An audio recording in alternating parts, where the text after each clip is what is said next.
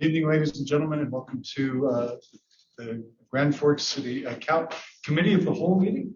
I don't have my mic on. Good evening, ladies and gentlemen, and welcome to beautiful downtown Grand Forks, the proud home of the University of North Dakota.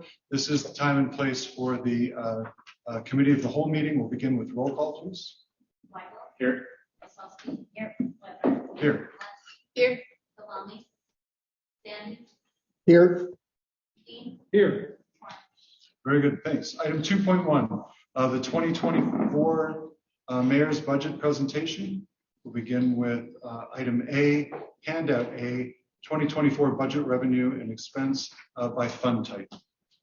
All right, thank you. Yeah, I'm going to do a few comments, and then Maria's going to kind of kick it off, and we've got everybody lined up. But first, just wanted to thank staff. Finance department does a great job, but also there's a lot of other various departments that are involved. So I want to thank everybody for helping put this together.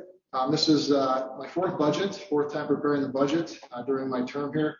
This is the fourth consecutive mill cut that we are proposing. I'll continue to focus on public safety, infrastructure, and workforce. I think we'd all like to continue to cut and to cut more, but it's certainly been a challenging environment the last couple of years. And we are the only local taxing entity that has continued to cut mills. We've done so while still operating at a surplus in each of the last 3 years. If you look around town, I think this is the most heavy equipment and construction that I've seen around here since the flood, which is pretty exciting. And taxable sales are hitting record levels. We have projects that have been waiting for decades that are finally moving forward and gaining steam along those lines: Red River Valley Water Supply, the 42nd Street Underpass, and the 47th Avenue Interstate Interchange. We have record amounts of infrastructure construction going on right now, including street infrastructure. We're starting to bump up against our regional contractor capacity, but we certainly hope and expect that capacity to grow. This brings us to workforce. You'll see two things in the budget. First is taking care of our city employees with a new salary plan featuring steps, and secondly, a shift in economic development. We have a city that's done a great job at getting infrastructure-ready land available to businesses and growing jobs. But now with unemployment less than 2% and many jobs coming online in the near future, we're looking to shift economic development dollars to quality of life investments and making bold moves to aid in workforce recruitment. So with that, Ms. Sorstad, you can kick it off and get through it. All right, thank you. Mayor Boczynski, Vice Chair Weber, members of the committee. So as the mayor stated, we have several priority investments including in this budget. John, if you could just go to the next slide for me. This is the agenda that we'll go through with you tonight. You do have budget binders in front of you tonight. President Sandy, I'll have to get that to you electronically or when you return, as that is ready for you with the detailed budget. What we're going to do is just give you an overall good sense of what is included in the budget, try to hit the highlights, get you the information that you need to make your decisions, knowing that there's much more detail in that binder, and I'm going to refer to some handout material as well, and will be available for questions now and in the next following weeks as you go through and review that information. But if we could turn to the next slide. As the mayor stated, this budget is really centered around priority investments of people, public safety, infrastructure, quality of life initiatives that the mayor has built into this budget. We're going to hit on all these areas as we go throughout this presentation and go through this budget with you. But to begin with that priority of people in the salary plan, I'm going to turn it over to Tanji Bovet, who's first of all going to hit the highlights of the salary plan with you.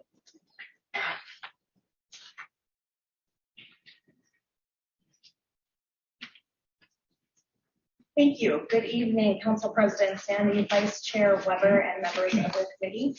Mayor, thanks for this opportunity to speak once again on the proposed salary plan. John, will you move to the next slide? So according to our city code 60301, our salary policy is that the city strives to pay market-based salaries comparable with competing public and private employers within the city's financial ability and its annually approved budget. Also, to provide consistent and equitable salary administration based on the position requirements and the employee's related experience, skills, and performance.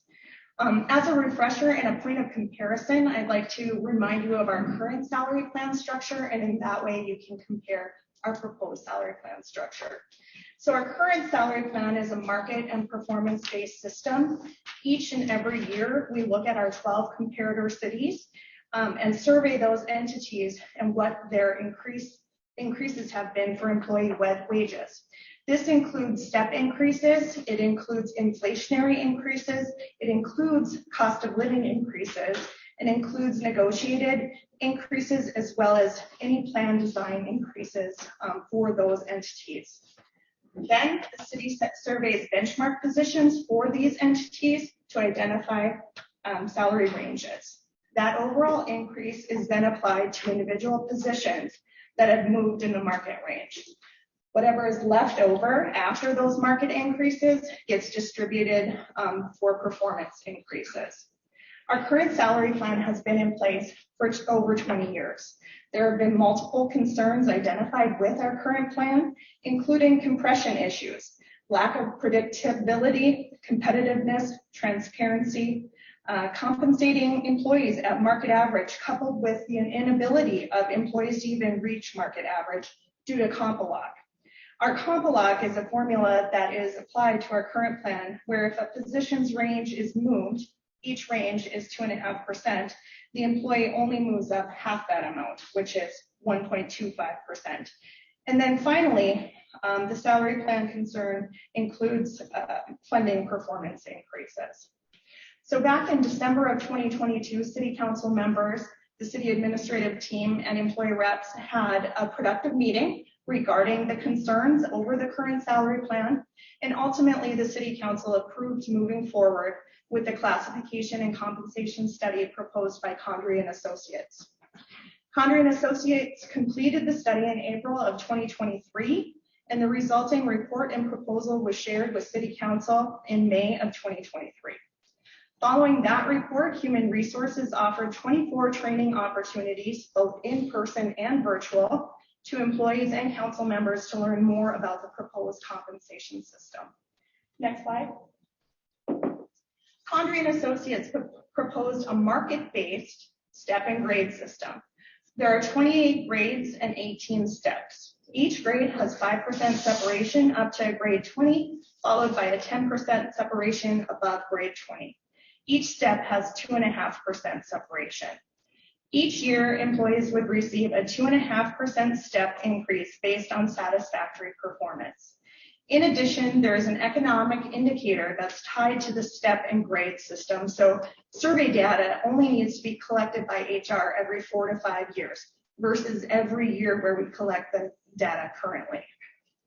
Condrey and Associates proposed two plans, as you can see on the current slide, Plan A and Plan B. Plan A pays at 102.5% of market average, or slightly ahead of market. And Plan B pays at 100% of market average.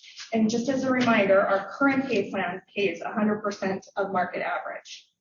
Also included in the plan proposals were one-time equity increases that will help alleviate compression issues at the base of the ranges. Plan A modified and Plan B modified do not include those equity adjustments. The total cost of implementing Plan A has been built into the 2024 mayoral budget at $2,881,184. Next slide. This slide demonstrates the implementation amount broken out between the general fund and all other funds. The general fund does account for approximately 65% of the overall cost. Next slide. The mayor's proposed budget also includes a variety of promotional opportunities across departments. There were no additional positions budgeted for 2024 in efforts to ensure the city's ability to fund the proposed salary plan. Next slide. In addition to funding the proposed salary plan, the mayor's budget includes increased employer contributions to the NDPERS main defined benefit pension plan of 1%, as well as an increased employer contribution to the NDPERS public safety plan by 1.59%. The NDPERS main defined benefit plan is slated for closure on December 31st, 2024. In addition to the increase in pension contributions, our Blue Cross Blue Shield health insurance plan is slated to increase between 15 and 20% for 2024. The city currently contributes 75% of the premium cost, while employees pay for 25% of those premium costs. The estimated cost increase for the employee share for 2024 would be approximately $920 for an employee carrying family insurance and approximately $390 for an employee carrying single insurance. Finalized numbers will be available in September, and we will be evaluating plan design changes and self-insured options at that time to try and mitigate some of those increases. With that, I'll turn this presentation back over to Maureen for completion. And as a side note, our employee representative president, Rachel Bremer, is in the audience tonight and is available at the conclusion of the presentation for questions. Thank you. And thanks for all the employees for being here tonight. Thanks, Ms. Burnett. Okay, thank you, Tanji. Moving on then, looking at the budget as a whole, the document, the slide in front of you shows the budget in its entirety. It's around $296 million. This is broken down for your reference on the graphic by fund type. You know, general fund gets most of the discussion just because that's largely property tax funded. But when you look at the pie chart as a whole, it's 17% of your total budget. Majority of the city's budget is coming in the areas of capital projects. So that's what this graphic will really point out to you. There is a handout referred to as handout A that gives you a figure comparison, and it's listed on this slide of those total dollars the last 3 years, so you can see what that comparable is. But much of that increase is due to those timing of the capital projects. Well, next slide. And looking then another angle at category of budget expenditures, looking at from this lens, really the largest component, as was stated, is capital in total, and the personnel services, when looking at the entirety, is 22%. If we were to look at the general fund, of course, the largest portion of the pie would be people, but when you look at its entirety, we have the largest component coming from that capital. If you also, I wanted to point out that transfers out, the transfers between funds, 21.6 million. So really what you're looking at net of transfers is a $274 million budget here. And if you can next slide. In looking at the mill and the value, it's estimated to increase from 255,000 up to 277,000. Part of that increase is coming from growth and part from valuation.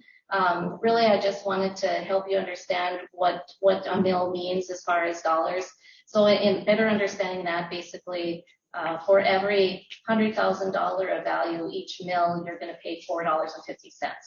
So you would take that $4.50 times the number of mills to get what you can expect to pay in property tax. So for every $100,000 value, you pay $433 for city services, which would come to $36 per month. If your house is $250,000, just take it times 2.5. So that's just easy calculation how you can equate mills to dollars. And what that is covering not just the city's general fund, but we've included page 1 of your binder will just show you where all those mills are allocated, what funds they help to support, not just general fund, but it includes your public building fund, the city share of the library, city share of the airport, public transit, right? That just names a few there for reference. Also, what we did was just insert a chart there so you can see a 5-year look at the number of mills that the city has allocated as we try to control those mills. Next slide. When we look at the general fund, when we did look at the general fund with the 10th, so some of this should probably look familiar to you, but this graphic then will just break out those total revenue of 49.9 million and the different revenue sources that go into your general fund. The largest component is the property tax of 40%. When I looked at this pie chart a year ago, that component was 41%, so right around the same. Sales tax, 14% of your revenue. State aid, very important. That comes in at 8% of your total revenue pie. Charges for services, comes to 16%. Well, I will point out here is the property tax component that comes into the general fund doesn't even account for the total police fire expenses that are built into that budget. So your police fire alone is around $24 million. Like I said, sales tax is an important component of state aid, so we can help fund those services. Next slide. So as in previous years, we break this down for you both by category and by function. As was referred to earlier, general fund is very people driven. That's your general operations of the city. So that's where much of that comes. So that's 77% of your general fund budget. Looking at this last year, it was 78%. So right around the same. And then by function, you can see public safety then is primarily the largest portion at 53%. If I were to look at, add up your public safety, streets engineering, health at 76% of your budget, and then the remainder being general government departments like finance, human resources, city admin, mayor and city council, and IT. Those are a few of those departments that fall under the general category. Also, I would just point out on the public safety section, besides police and fire, it also covers the city share of the public safety answering point. So we'll get into that a little bit later as well. Next slide. So as was stated earlier, it's the mayor's priority to fund salary at Salary Plan A. That's what's been incorporated into this budget. We are, a couple other things to highlight here, we're on year 2 of the 4-year phase-in plan of those 6 officers that were added and we had that grant. So we're 50% funded on that just with the 2024 budget. This budget also includes public safety capital. We set aside into a capital reserve so it's ready and available when needed. We have a replacement schedule that's built in to allow us to plan for consistent annual amount needed to stick away for capital, so we can prevent those spikes when the needs arise and can be paid out of that capital project fund. Good example, you just saw Chief Lorenz up here a couple weeks ago, I believe, talking about the fire truck that he needed to replace, and you know, due to the concerns of rising costs and the long build out time, we were able to fund that with the reserve as long as we consistently keep funding that capital reserve. We'll, of course, just keep looking at that annually just to look at any inflation concerns associated with that. Next slide. So moving on then to how we project out the general fund and its cash position. I'm going to refer to page 13 in your binder. That's going to give you more of a detail on the assumptions used on this projection. But this will show you then the plan with those capital items and with the Salary Plan A. And we have adjusted some assumptions a little bit better on sales tax than when we looked at this a year ago. So all in all, their 6-year, we do stay within, actually above our minimum threshold of that 18% policy cash balance. We do draw on some cash in the interim. We have that fire reserve that we haven't needed to use all yet. So we bring that in over a 3-year period. By then, looks to be that we can balance out and trend upwards. So it gives us some confidence and stability of the general fund. I should just point out we don't have additional FTEs, but we do continue to fund those 6 officers on grant. Next slide. That pretty much wraps up what I wanted to talk about general fund at this point, and moving on to our special revenue funds. Those are those funds that are used for special, whatever the special purposes of the fund. So loan and civilization, as you saw, we use that to stabilize taxes. It's built into our 6-year projection. The public safety answering point, or PSAP, is it's really the operations of the 911 center. And then your Fund 2105, your 911, is the capital associated. So with the operations, we share those costs with the entities that are listed on that slide. And that's based on a 3-year average call volume, which the city share is 57%. And that comes out of, that 57% comes out of your general fund. Next slide.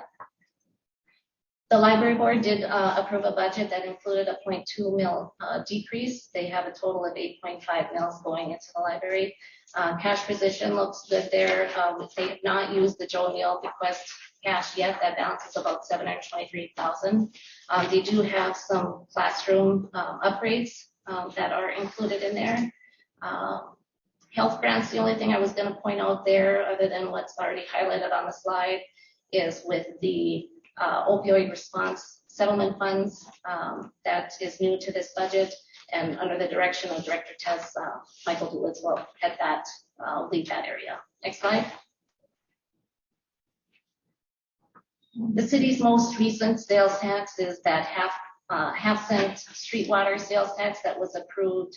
It was effective April 1st of 2018. So we have those projections in here, and we are very thankful and appreciative for the approval of that sales tax. It's proven to be such a great thing for the city, and the additional projects that we've been able to do with regard to streets, and also helps offset water increases for the water fund. So we're very happy that we were able to implement that.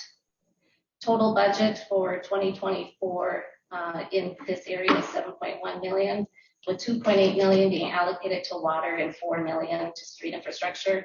We have over the years performed better than budget in this. We're going to take $383,000 of those excess sales tax over budget and bring into our street infrastructure fund. And then the city special assessment fund is just that fund that accounts for city-owned property that we pay special assessments out of. Just a slight nil decrease there. Next slide. We spoke also regarding prairie dog funding at the July 10th presentation, and John Bernstrom summarized this as well with you with the legislative recap.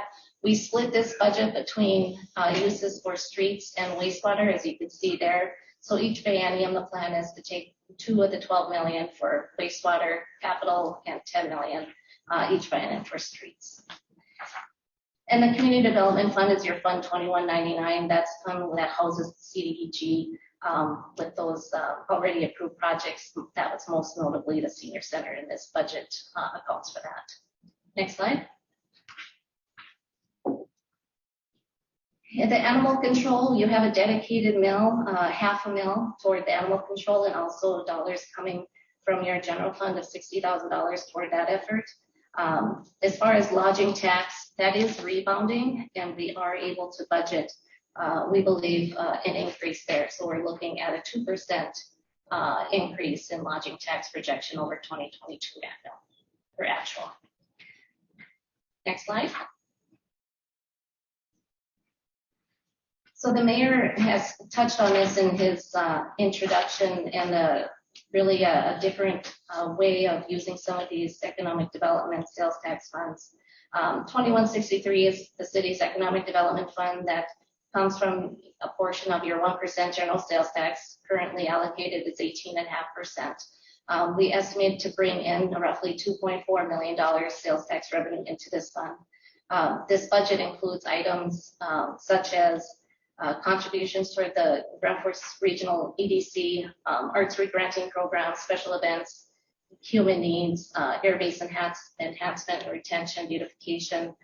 The big shift with this budget is additional dollars going toward a specific quality of life project. So the mayor is proposing for council's consideration a contribution going toward the Children's Museum to be funded partially now and then over a 10-year period. And as a partial offset, lower contributions toward arts and events and PAC funding. The organizers of the Children's Museum have secured $5 million from the state in this last legislative session, and they hope to receive an additional $5 million grant from the state. We do have a handout included, handout B. So what that shows is it's just looking at projected uses of 2163 and 5996, your JDA fund. A look at that prior to this change in proposal, and now with the quality of life included over a 10-year period with that Children's Museum. So we just wanted to show you a pre and post look at how those funds would flow. It does use a $3 million that had been set aside with the 2023 budget for strategic initiatives and bringing that in toward the Children's Museum. It also brings in a transfer of $2.5 million from the JDA fund into 2163 as part of that contribution from proceeds of the corporate center sale is where most of that cash is coming from. And then also looks at over a 10-year period, $400,000 a year of 2163 that would also go toward that effort. And in the end, a balance of $500,000 of beautification funds to complete the $10 million contribution. And the mayor is presenting that for your consideration. Next slide. So the police grant fund, that's where we house and account for mental health matters as well as COPS grants position referred to earlier. As far as the public building fund, proposing no mill changes there. There's 3 3/4 mills. We may have to look that down the road, but for now we're prioritizing projects utilizing loan and stabilization funds as to not increase mills used for projects such as city council chambers, and then we will replenish that loan and stabilization fund with our public building fund. But listed on this slide then are a few of those projects that are slated for 2024. That CIP and all CIP is more detailed in your budget binders. And as I go through here, I should know that we've listed those page numbers on the slide where you can see it in the binder. Next slide. I'm really not going to spend time on this, but just a visual of the CIP and how many components make this up.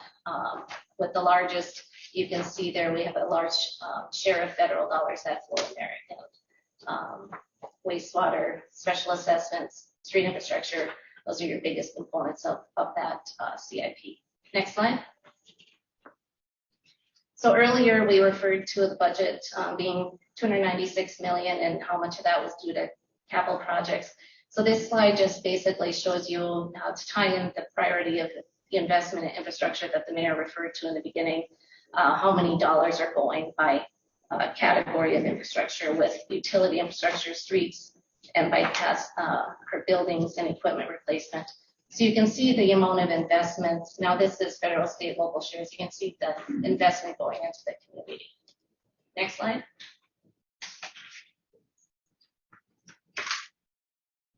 The city continues to invest in street infrastructure. Fund 4018 is your street infrastructure fund. Engineering does a very good job of working with the resources allocated and prioritizing those projects. I think it was referred to earlier, knowing, it's balanced also with regional capacity. We have $116 million city dollars invested over the 6-year period that will go towards street infrastructure. Your revenue sources for your street infrastructure fund, besides your gas tax, is also a portion of 30% of that 1% sales tax. You've got roughly 60% of that half-cent sales tax, as well as Prairie Dog figured into your CIP here. The most recent revenue that is going into this fund is the legacy fund distribution that was recently approved by the legislators, and John also recapped that on his summary report. So we're very thankful of that, and we're projected to receive $890,000 this biennium, and then again in 2025 for the next biennium. And that is included in this projection as well, as that helps to offset some of the decline we've seen in that gas tax. We've listed some major projects here that are included, but again, the page numbers are listed to see that in greater detail in your binder. Next slide. And then this just gives you a good visual by color, by year of the different road projects that are in your CIP. Just really wanted to show this to show you where those projects are being allocated and touches on all quadrants of the city there. Next slide. Your flood protection capital project fund is Fund 4154. This is for your flood protection system and the capital maintenance of that. The funding source here is your use tax that comes in, generates roughly $1.2 million. And also any special assessments from newly annexed areas. This is where that money flows into for upkeep of that system. Major projects, once again, are listed on this slide. More detail in your binder. Next slide. So back to when I reviewed the general fund with you, I referred to public safety capital being maintained at a sustainable level. We move an annual amount from the general fund into this fund. This is where it gets housed, the capital replacement fund, or fund 4,800. So when it's time for replacement, this is where that capital purchase is made out of. We're also incorporating with this budget to start the same reserve for street department that we have for those other departments listed. You're going to see coming before you this year, have incorporated into the beginning cash balance. We do have a healthy cash balance that I'll refer to, or I'll go through again. But as part of that, we're looking at some important equipment replacement items of our street department and using those cash dollars to get those taken care of, and then start to build this reserve up so we can just have, instead of those peaks like I talked about, we can just have a consistent pattern of funding for our street department as well. Next slide. So then that brings us to the enterprise funds. Overall summary, first of all, we are looking at an overall average utility bill of a 4.57% increase for 2024. That would be based on your family using 6,000 gallons of water per month user. This is lower than the rate of inflation of 8.1. All utility funds in this budget either meet or exceed the target cash balance. With the utility funds, we have a policy of 25% of operating. That's based on your 3 months of operating expenditures. We'll go through each of those funds briefly on the next slides. We can move on to the next slide. So then your sanitation fund, this overall summary will just show you the cash balances. The lower left, what's your operating cash balance, what's in your construction reserve, what's legally restricted for debt service, as well as your main operating cash, revenue expense, around that 12.4 million in this fund to maintain that cash balance. The sanitation fund does include 6% for single family and multifamily residential increase. Next slide. So some of the highlights here are really the landfill and expanding vertically to extend the life of the landfill in this time of greatly increasing construction costs. We do budget some equipment replacement items here as is listed. Inflation is hitting that as well. It seems to be everywhere. And then finally, I just wanted to point out with our public works facility, which is going to need a roof replacement soon. So what I've spoken with Sharon Lish about is we're going to plan to set aside funds over a 3-year period and get that taken care of. We split the cost between the different funds that use that facility. Next slide. The wastewater fund then, this slide set up just like the previous summary slide, just showing the cash balances, the revenue expense, roughly $13.2 million in the wastewater fund, and what cashes are set aside and legally restricted, as well as the projected rate increases here for residential 4.5%, industrial, commercial, heavy industrial 5.5%. Next slide. So your main highlights of the wastewater fund are listed here. The main one being the wastewater treatment plants, renewal and expansion, phase 1 and 2. Much of the reason for your increased CIP is right here in those dollars. You see the components of these projects come before you throughout the year, and this is incorporated into the budget. Also with the Highway 81 and Grand Valley, we have the pump stations with our cost share there. And once again, just this fund share of that roof replacement is also included in wastewater fund. Next slide. The water fund, as with other utility funds, beginning cash, ending cash with revenue expense, balancing out with a 4% rate increase there. And you can see the balances there that are set aside. Next slide. So the highlights of the water fund, Todd and John Shockley did a really nice job recently just going through that Red River Valley water supply project with you and the components of that. We're very appreciative of the legislative intent that was given for this project on a 10-year build. We do have to fund our 25% local share along with all the other users of that project. The Bank of North Dakota, we're looking at 2% 40-year financing on that.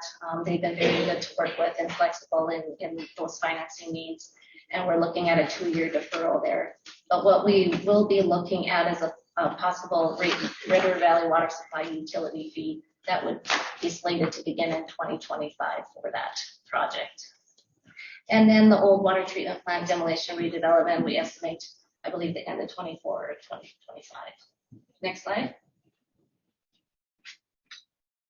Stormwater fund, annual $3.6 to $3.7 million budget.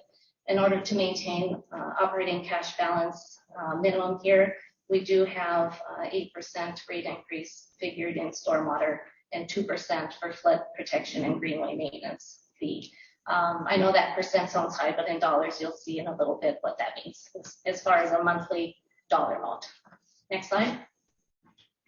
The main highlight here really is the cost sharing of those regional stormwater ponds and how the cost of those ponds grow. And the main projects are listed there on the slide. Next slide. Not much to highlight. Mosquito fund, it's performing well. We maintain existing mosquito control program, enough sufficient revenue to operate and cover our expenses with no rate increases in this fund projected. Next slide. Overall, then this is how your utility bill would shape up with everything that I just reviewed with you.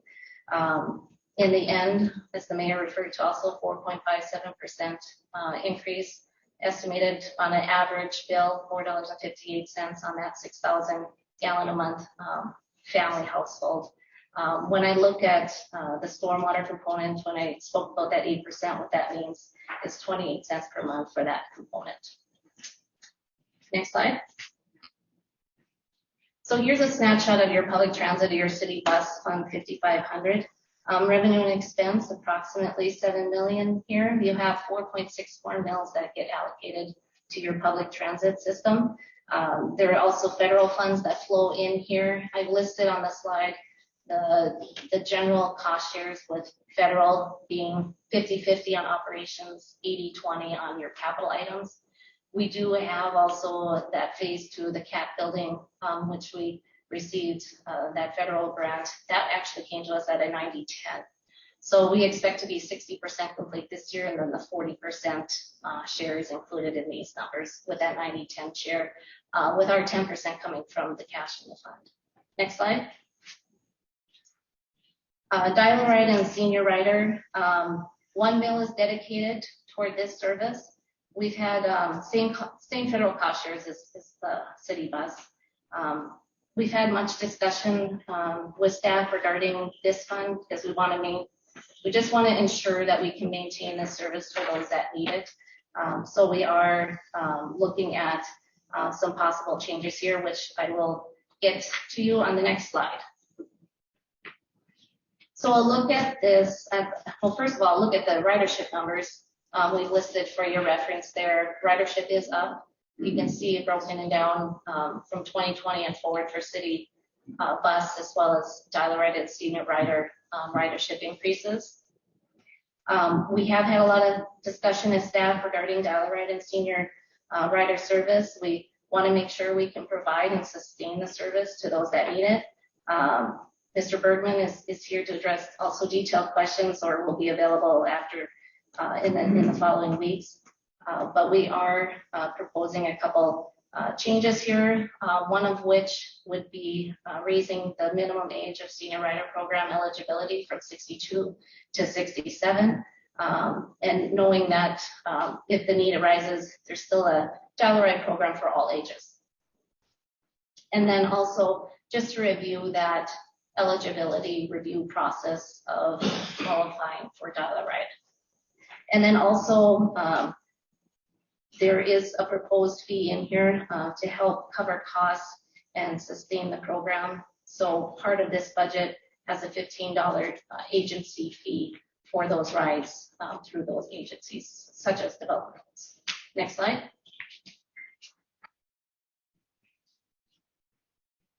I wanted to thank you that attended the joint meeting of the Alaris Center Commission and City Council. There was very good attendance for that, and for that we're very thankful. This slide just sums that up. They're looking at revenue and expenses basically equal. Due to rounding, it's showing zero, but it's a slight profit of $38,000 is how the numbers shake out there. We do have the CIP built into here, 8.7 million capital improvements budgeted, with that central plant being the major component of it, and then also setting aside for that capital reserve. We've had many discussions over the years just regarding that funding of future capital of facility and how to fully fund. And we'll have more ongoing conversations about that and how it fits into the quality of life conversation with the extension of that proposed extension of that sales tax that the mayor has proposed, that we will have more to come in the next couple months on that. Next slide. The Job Development Authority then is your 5996. We referred to this earlier as our Economic Development Fund, and this fund really work hand in hand. As stated earlier, the mayor is bringing forward for your consideration $2.5 million from these funds to be transferred to the Economic Development Fund for part of that contribution to the Children's Museum as a major quality of life project in the community. Really, this budget looks at use of strategically for sustaining, investing in quality of life community with a project like this, and proposed to be as this and complement with those other quality of life facilities that we're looking at with the extension of the sales tax. As stated earlier too, we have that side by side so you can see what was proposed in this fund before and how it looks today. And also we have the Memorial Village loan that's included in here that was recently approved, $2 million. And so that is accounted for here, as well as the Hive expenses that is roughly $500,000 annually. Next slide.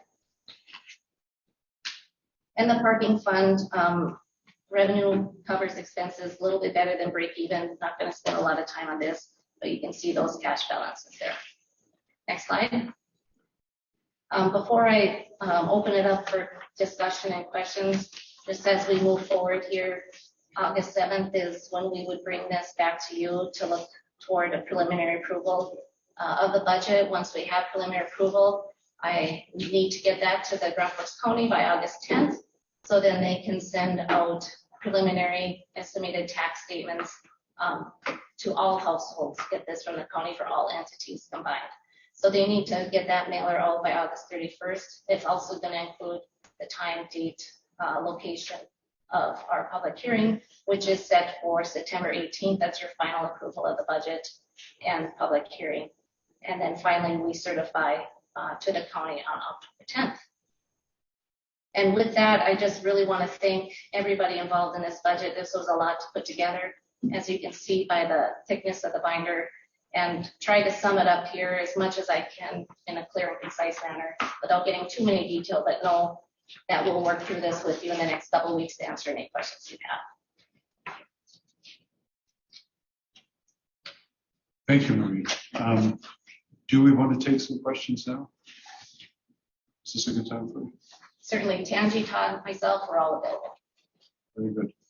Questions from members of the committee? Please, Mr. White. This might be for Tanji, Marie, but when we looked at our medical insurance for employees last year, we decided to keep plans, keep our current plan because of city employees wanting to keep on that same plan. Do you recall what we would have saved by going with a lower proposal? I don't recall the exact percentage, but it was significant. I want to say 10% or better. And so, and we will be going through that same process again in September with bidding out the health insurance. I think I found the meeting. What, 864,000? Sound correct? Is there a percentage attached? 12. That sounds right. Okay. That is to switch to health partners. That Is was that correct. Yep. And then Do you recall how much money went into the pay for performance in the last budget? How much total I don't, but I funds were can, available? not offhand. Okay. Well, we did add the 1% last year because there was very, very minimal for performance last year. Those are my questions for this. Very good. If I could follow up on that, was it Health Partners you said? Health partners, yes. So maybe I'm remembering this incorrectly, but I thought that they gave us a bid that would have given us that savings, but then Blue Cross Blue Shield came back with a counter offer that took care of most of that or more. And did I make up that memory? Well, the Blue Cross Blue Shield did counter offer, but with a 0% increase. So I think they started out at 10-ish and then came down to 0. Okay. So Health Partners still was the lowest bidder, but it was a matter of keeping the same health insurance provider. Right. And there's also an expense involved in changing over from one carrier to another as well. Right? Yeah. Very good. Others, I have some questions of my own, but You go first. on page 15, the $130,000 for social detox. I believe that the early seed funding for that program has run out. Is that sufficient to carry it? And does that include any opioid settlement revenue? I'm going to bring Tess up here. Great, thanks. Good evening. The 130,000 is the projection of 1/4 of all the current partners. And so the opioid settlement funding we have earmarked $50,000 in addition to that. In addition to that? Yes. And that's sufficient to run things? How is hiring these days? It's okay. Okay. We just I worked with Ms. Dorset and Mr. Phelan and Ms. Bovett to increase the minimum wage from $16 an hour to $18. And so that's been a great improvement of recruiting. So. Very good, thanks. Page 16, the end of the fire station reserve. That's money that had been very wisely put aside for fire station number 5. Years ago, you had done that, and that's now coming to an end. So that expense is something that was planned, 10 years ago, I think? I don't know the exact year, but part of that plan was we set aside, we didn't increase 4 mills over 4 years, but our plan was we set aside the equivalent of 4 mills over a 4-year period of time and set aside this reserve for the operational impact of bringing on the 5th fire station. We drew on some of it, but we didn't need to draw on all of it. So this part of this with the salary plan and a large expense of that is our public safety personnel. We're bringing in the use of those reserve dollars to fund this. And as you can see on that projection, we basically grow into once we exhaust those and we can meet our expenses annually with revenue. I wanted to bring that up because that was one of the quiet successes of the finance department, I thought.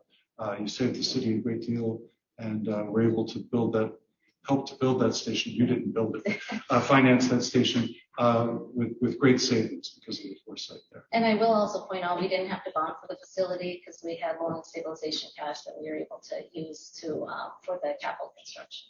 Very good. On page 19, Fund 2145, and I need to go back and see what my question is about there. The 2175, 2145. The special assessments, city special assessment fund. This is where we would be paying for the city's share of recent infrastructure developments or ongoing infrastructure developments to the north. Is that correct? Actually, no. So this Okay. is any property the city owns that is affected by special assessments. This is where it comes from. Much of just city-owned what you're properties. talking about would hit the utility funds and paying those annually. Very good. Thanks. Thanks for that clarification. On page 20, Fund 2199, I think that was. Does this include,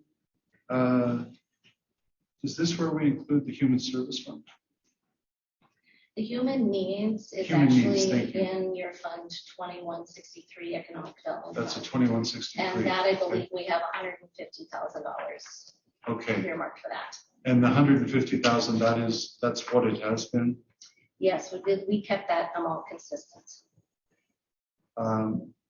I would ask that the administration consider including some sort of inflation index for that for future years, because otherwise that fund is slowly shrinking, and that's a problem that we've had in the past. I'm just gonna- Mr. Weber, Yes, President Sandy, please. I'm sorry, I'm not against an increase in that. Could we get a summary of what the money was used for? What are we using the funds for? Please. That's President Sandy, members of the committee. First of all, I want to address that again. We do have a 3% increase in there, so it's 153,000 for 2024. Ah, very good, thanks. And President Sandy, I'll get you that listing from the Community Development Department. But essentially, as the federal funds of community development block grant funds, as those have been diminishing over the years, we've had some windfalls, but overall there's a downward trend. That's the city stepping up. And this is a fund that had been in place prior to the flood, but with the inflow of all the federal dollars during the flood and in the aftermath, the city stopped funding that. So we began funding that again right before the pandemic. And then again, there was this flood of federal dollars. So we held off on that, actually funding that, because there was so much federal money. But that's the purpose of that fund, and that's where that goes. It goes through the Community Advisory Committee for Human Services. That's correct. Thank you. The page 22, the cut to arts and events. I'm absolutely thrilled and supportive of the mayor and the plans here for the Children's Museum especially, but for quality of life improvements. But there's a mention of a reduction in contribution to arts and events.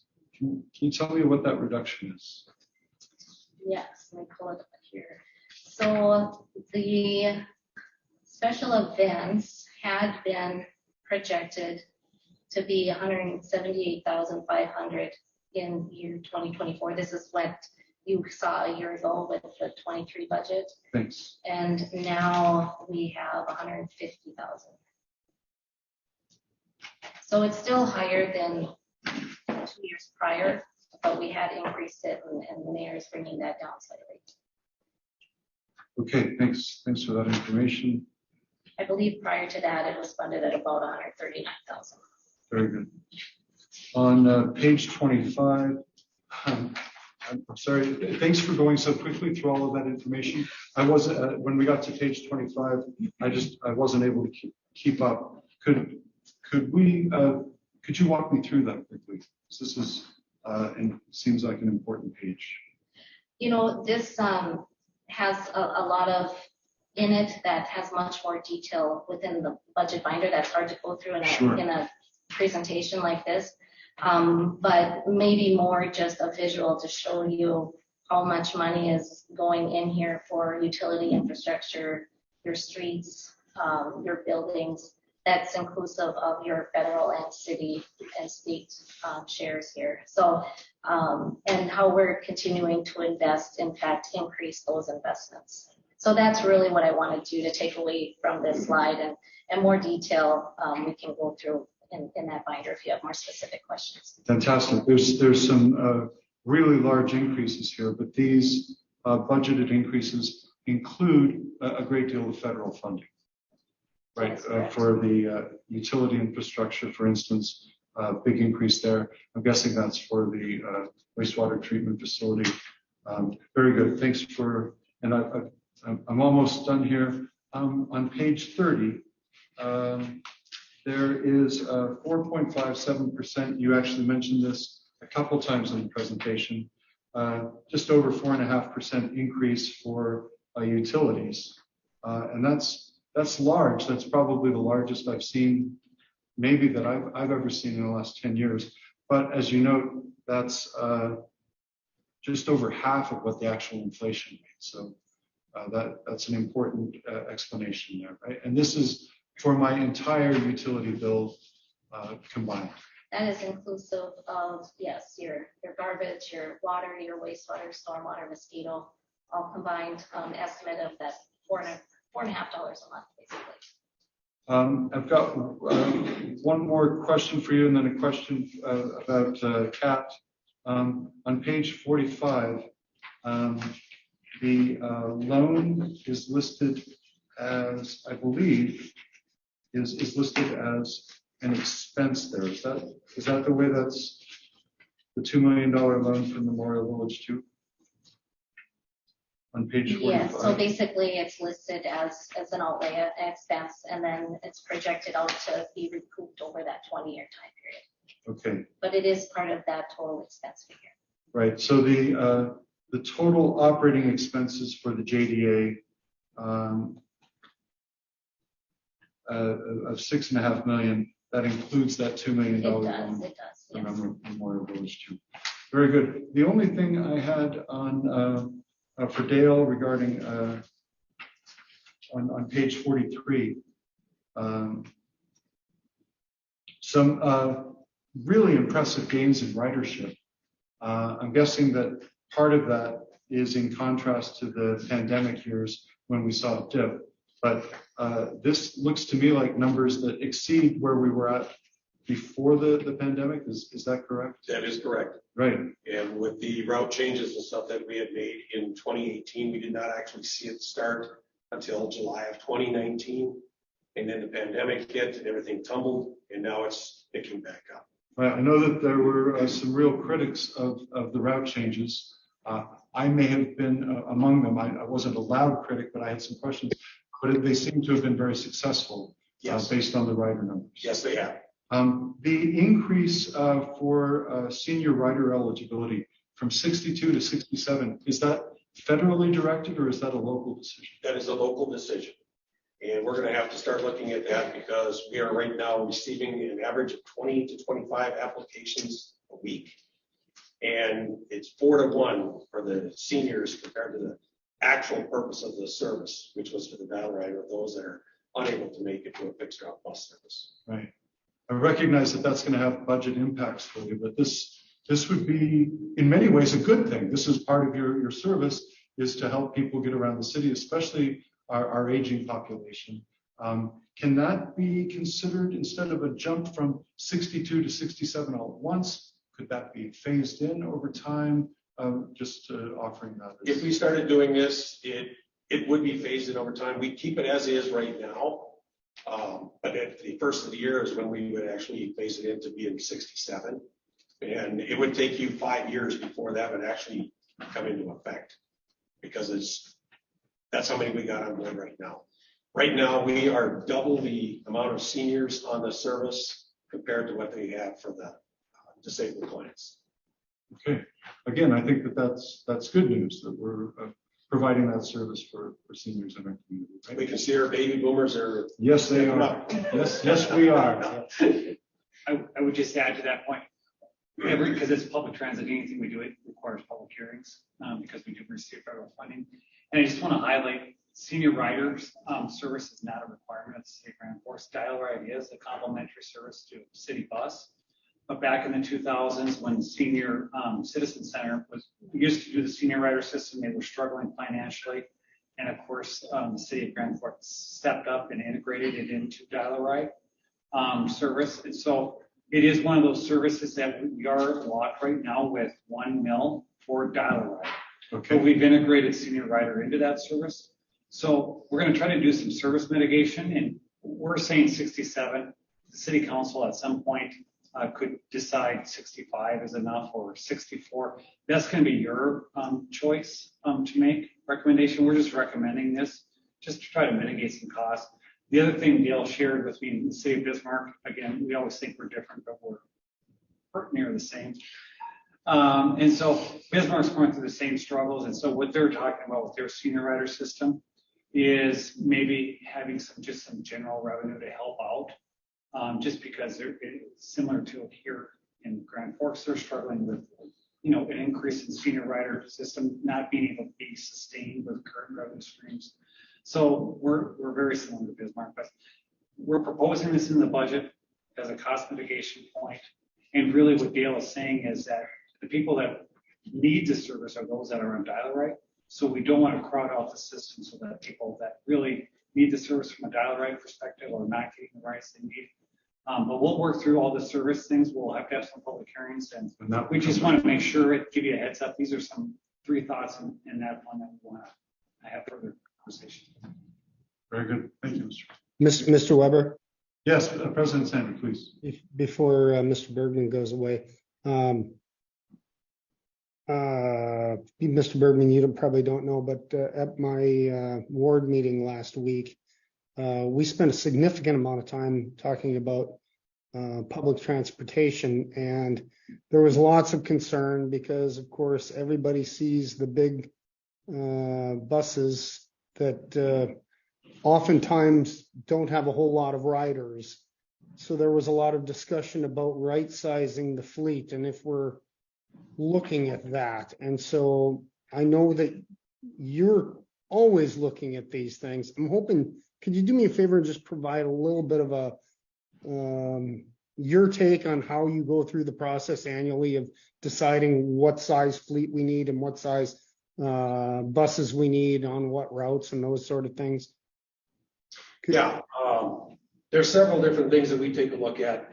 One is the ridership that we have on the routes and what vehicles that we have that are on those routes. If we start seeing an increase on it, we put a larger bus out there. We can only have so many spares. At the moment, we have 3 spare buses. That's it, because we're not allowed to have any more than 20% on our service. So when we purchase a vehicle, we got to look at the life cycle of the vehicle, which the larger ones are a 12-year, 500,000 mile vehicle.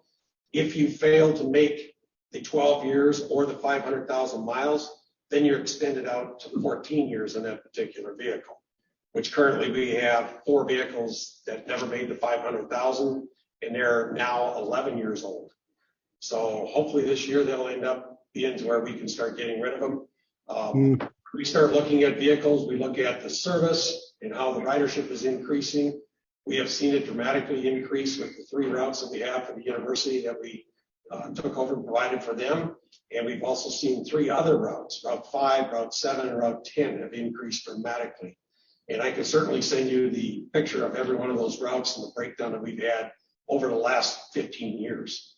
So you can start seeing how the changes are. And our major changes that we operated in 2019, you'll start seeing where the decrease was, and then it started picking up. And we're projecting to increase even more, about 50% more this year with the ridership that we've got already. So it has changed, but we keep an eye on it all the time. And if we need a smaller vehicle, we start planning that out in advance and see what we can come up with. Great. Thank you, Mr. Bergman. Yep. Mr. Bergman? Yes. Please. Just a quick question. With, Minot area getting an MPO and its impact to, is there going to be an impact on federal funds available for the city of Grand Forks as the MPO program expands in the state of North Dakota? Yes and no. There's 2 parts to that question. Because with Fargo now going out of, they still have an MPO, but they've gone out of the 200,000 population recommendation that they have. So from 50,000 to 200,000, there's a certain pot. Those over the 200,000 will get a different pot. And so it'll affect us somewhat, but we're hoping it's not going to affect us that much because Minot is just over the 50,000 and we're closer to the 68,000. So we will get some increased federal funding for operating in that portion of it. But state aid is the biggest one that has crippled us. We went from having, when I first started, well over 400,000. Our latest budget now is 192,000. So state aid has really hurt us in not getting it. And that comes from gas tax to license, driver's license, license plates and all that. That's what we get those funds from.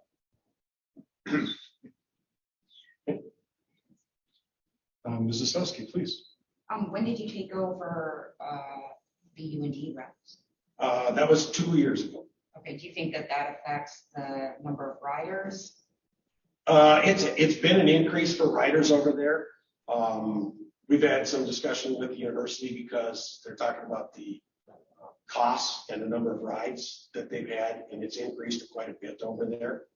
And they had discussion with, they didn't know if they'd be able to afford to pay the bill, that we have a contract for 5 years with them. over Okay, there. so yeah, they do it's- compensate.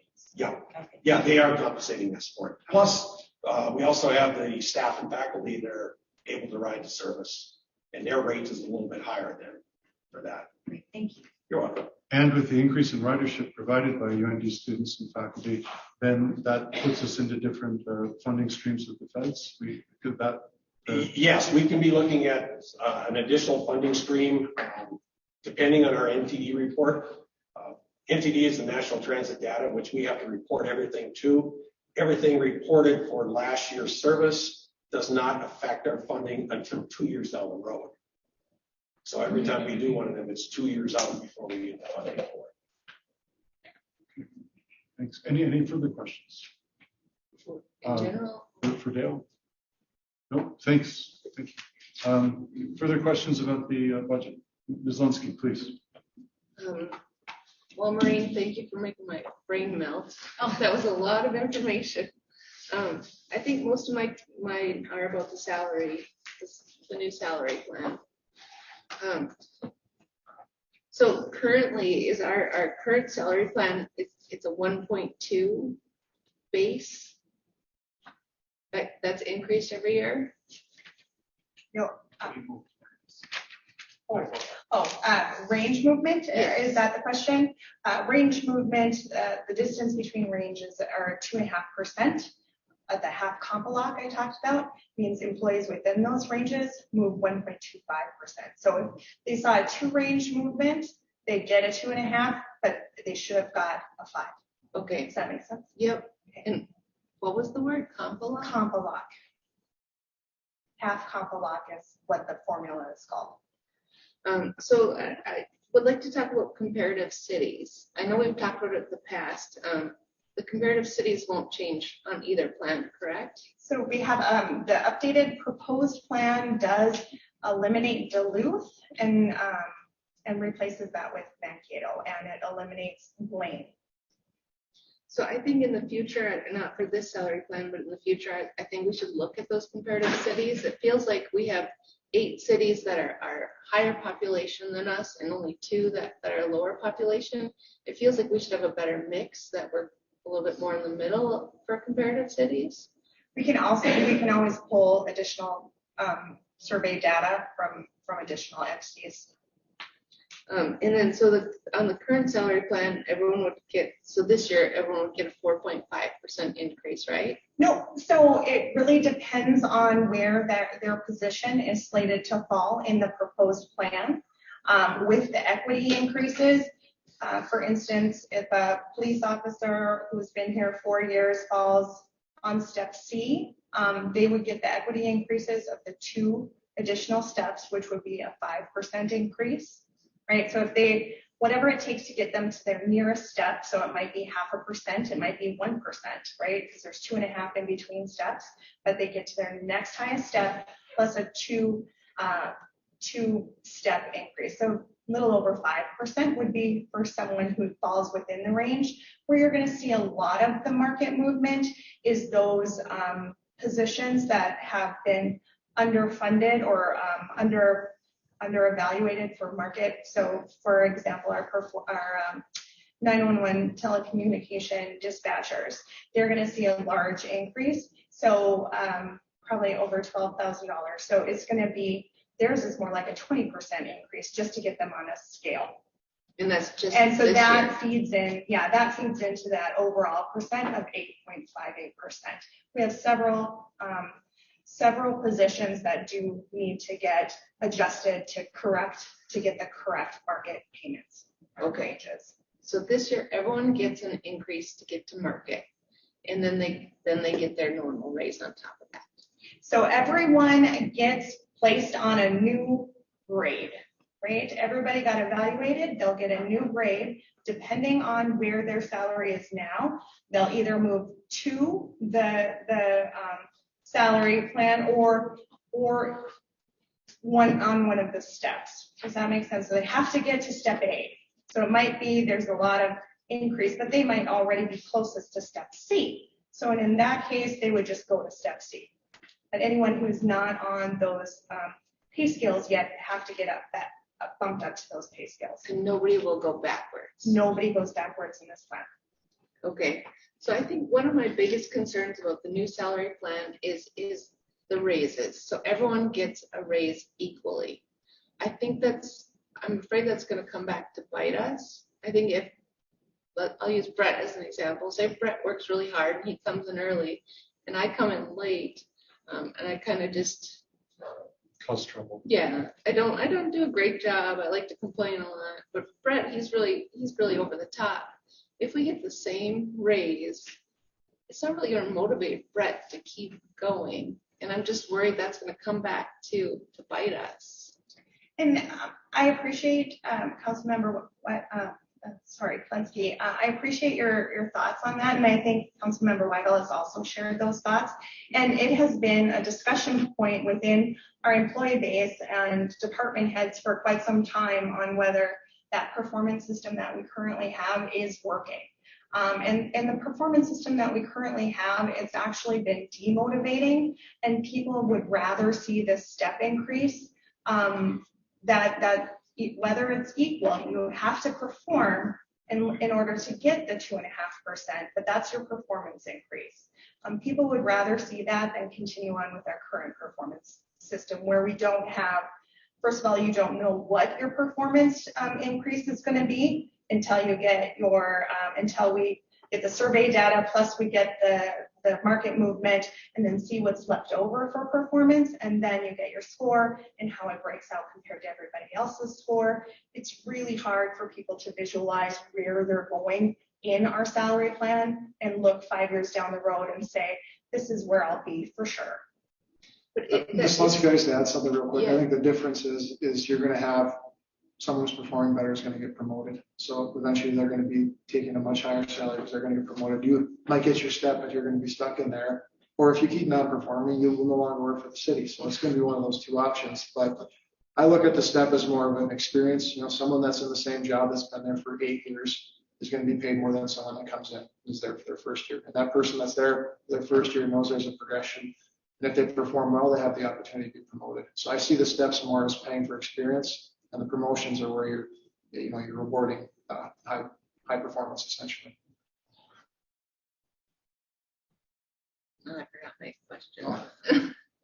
I think that's all I have. If I could follow up on that, peer cities. Ms. Linsky mentioned that there are many cities that pay more and only a couple that pay less. When we're making decisions about peer cities, do we look at what employees get paid and call that a peer city, or do we look at a variety of other characteristics, determine that that's a peer city, and then look at the pay scale? Thank you, Vice President Weber. We're looking for regional comparative entities. So we're not looking for people who are stealing our employees away necessarily. We're looking for like entities. So cities that are like the city of Grand Forks, they have a large hospital system, they have a large university system, a full service city, they have water, wastewater, sanitation, all of those things that are like us, and then comparing to them. Not necessarily that we're going to lose people to Sioux Falls. I mean, it's happened, but typically that's not where we lose a lot of employees. And then once we've identified those characteristics that make them a peer city, then and only then do we look at what they're getting paid to see Correct. if we're in line or if we're ahead or behind. So the fact that there are 8 cities ahead of us doesn't mean that there were 8 cities cherry picked so that we could raise salaries. It indicates that we're behind 8 of our peer cities, and we were ahead in pay of only 2 of our peer cities. Is that a proper interpretation of that? I think, Council Vice President Weber, I think what Councilmember Lunsky was saying is just in general, in size, in general, that we're comparing to 8 that might be slightly larger I than see. us, is how I interpreted the question. Yeah, I was thinking it was more population based also. Yeah, and it's a variety of factors. Okay. I've often noticed that we have to function like a much larger city as a regional focus with a university, as a medical center, with a border patrol stationed here. There are so many things with an Air Force base, on and on. There are so many things that we have to do that most cities of our size across the country do not have to do. So it isn't just population. Often we're left having to go with much larger cities because only those larger cities have to perform all of the things that we perform. Many suburbs of Minneapolis, for instance, that might have a population similar to ours, they might only have minimal services. They're not having to provide all of the things that we do. In a similar way, you mentioned a couple times where former employees go. And I'd say both former employees and potential employees. Do we have data about where our employees go if they leave the city? Certainly, we have specific data to specific positions, where we lose police officers, where we lose firefighters. We can look and could gather that data for you of where we see most people leave, and it's a variety of places, some to the public sector, some to the private sector. I would say law enforcement is mostly to the other public sectors in the region, but then there's a variety of other places across the entirety of the city. I'm cautious about just idly musing about these things because sometimes I wonder what happens. And then I've sent some city employee off to do a bunch of work that I never intended. But would that be a great deal of work to gather that data, or is that relatively accessible? I think we do log and track our turnover and which department. So I think it wouldn't be too difficult to put in, the last 3 years worth of data and provide that to the city council. Very good.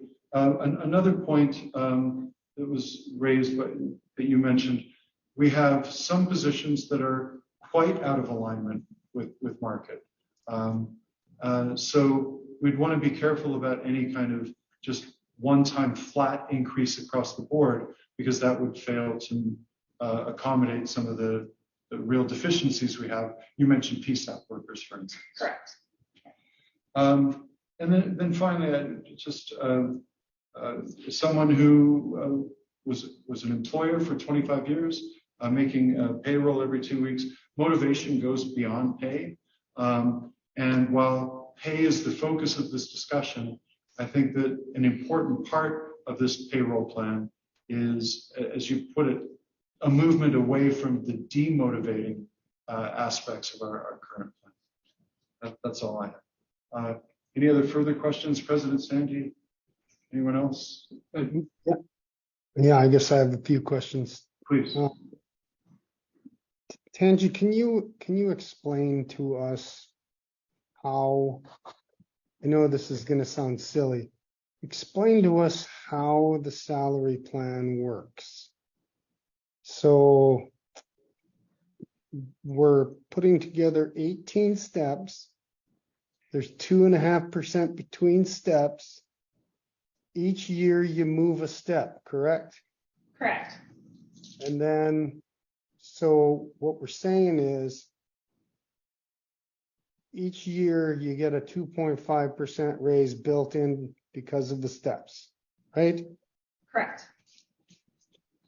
How do you apply the ECI? The ECI is applied the entirety of the table, the 18 steps and the 28 grades. So if the ECI was 1.5%, that whole table moves forward 1.5%. Right, so that when we bring in new employees, the new employee starts at whatever, and it wasn't the same as it was last year. It's whatever it is after the ECI is applied. Sure, yes. So what we're saying is we're building a salary plan where every single employee gets the exact same raise every year, correct? That's what we're saying? So the 2.5% would be essentially your performance increase for the year, right? And then whatever the ECI would be, that's your economic indicator. That's going to move forward the table. So yes, it'll be 2.5% plus whatever that economic indicator is. But every employee gets the exact same raise.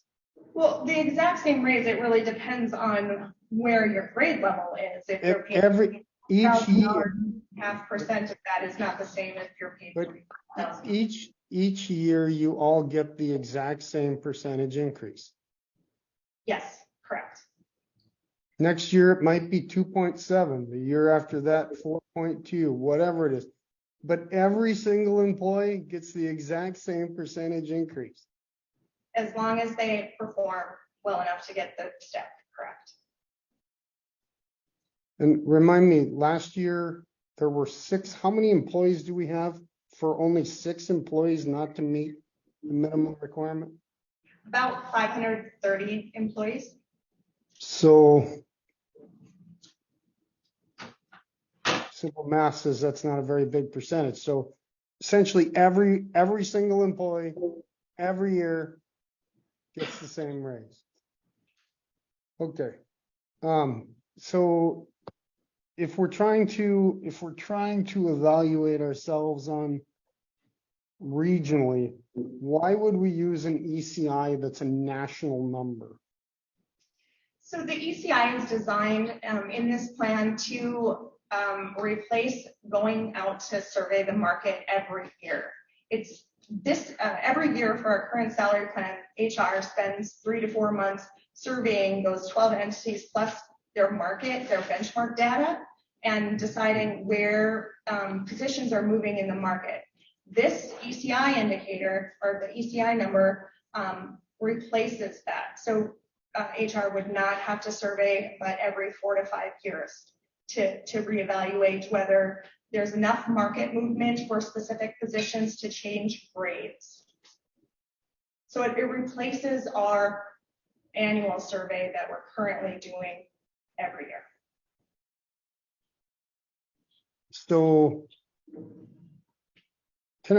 under our current salary plan, how is it that our, for example, the PSAP folks, how is it that based upon the plan that we had trying to get folks to midpoint, how is it that they were so far behind? I think part of the compression issues, Council President Sandy, are because of that half comp lock where we're seeing just an extreme amount of market movement. And if it's indicating a 5% movement and our employees are only getting 2.5%, they're all piling up at the bottom of the ranges. But I do think that the PSAP, specifically the 911 dispatcher positions, have moved a great deal in the market, and we have not had adequate data to reflect that. So this look from an outside perspective reslotted them more appropriately to where they should have been placed. So I know you had mentioned that the city employees had lost confidence. I'm not 100% sure I understand exactly what that means, but if we eliminate the 50% comp lock,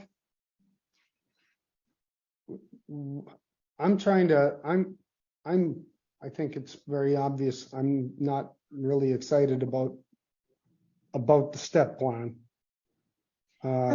And Sandy, if I could address the half comp lock, I believe the reason it was implemented in the first place is that this plan is designed to be a market and performance-based plan. But when all of the money was going to the market movements, there was none left for the performance increases. And so that's why the half comp lock was implemented. So there was money left over for performance. And even in including that, we've seen in the last 5 years that market is still driving. So everybody's falling to the bottom of the range.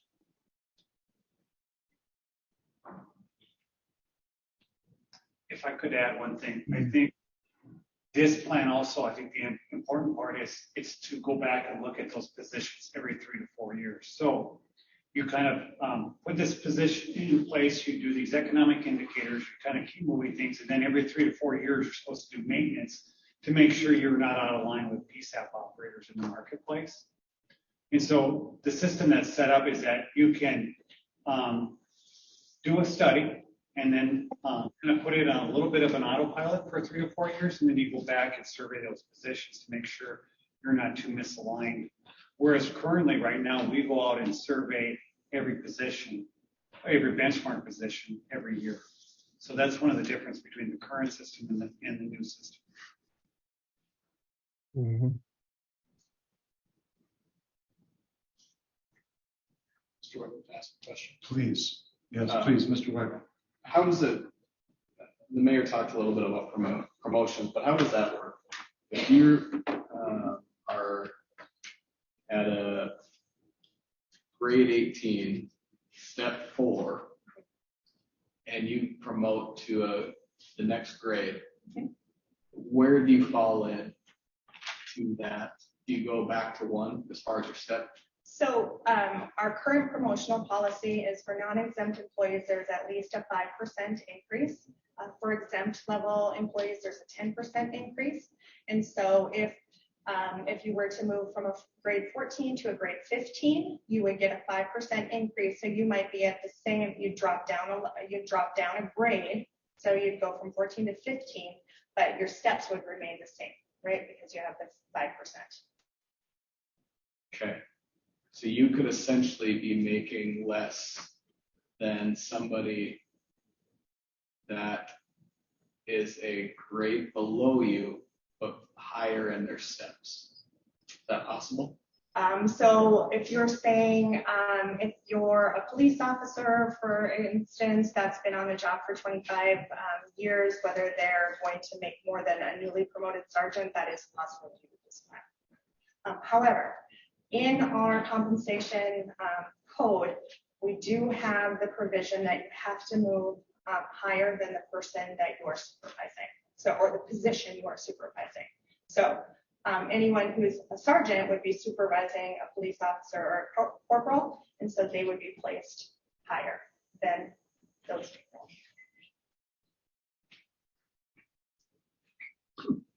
When I look at police and fire, specifically, just because there's so many people. Yep. Couldn't that, I'm just thinking about the 15-year firefighter or police officer that they love their job, they come to work every day, they do their best, they have no desire to promote. A 15-year corporal, I know when it tops out at $104,000 for a corporal, I believe, in that plan. So if a corporal got to that, every sergeant would have to be at a minimum of 5% above that, correct? In theory, but Councilmember Weigel, this plan will be reevaluated every 3 to 4 years, 3 to 4 to 5 years. And so in that case, you would reevaluate, has this position moved in the market in the past 4 years? So is it now a 15 versus a 14? And then the chances of someone being at step 18 is very slim. We'll have reevaluated the system several times by that time. But it's still possible. Hypothetically, yes. Mr. Bean, yes, please. Yes, thank you. You're used to that.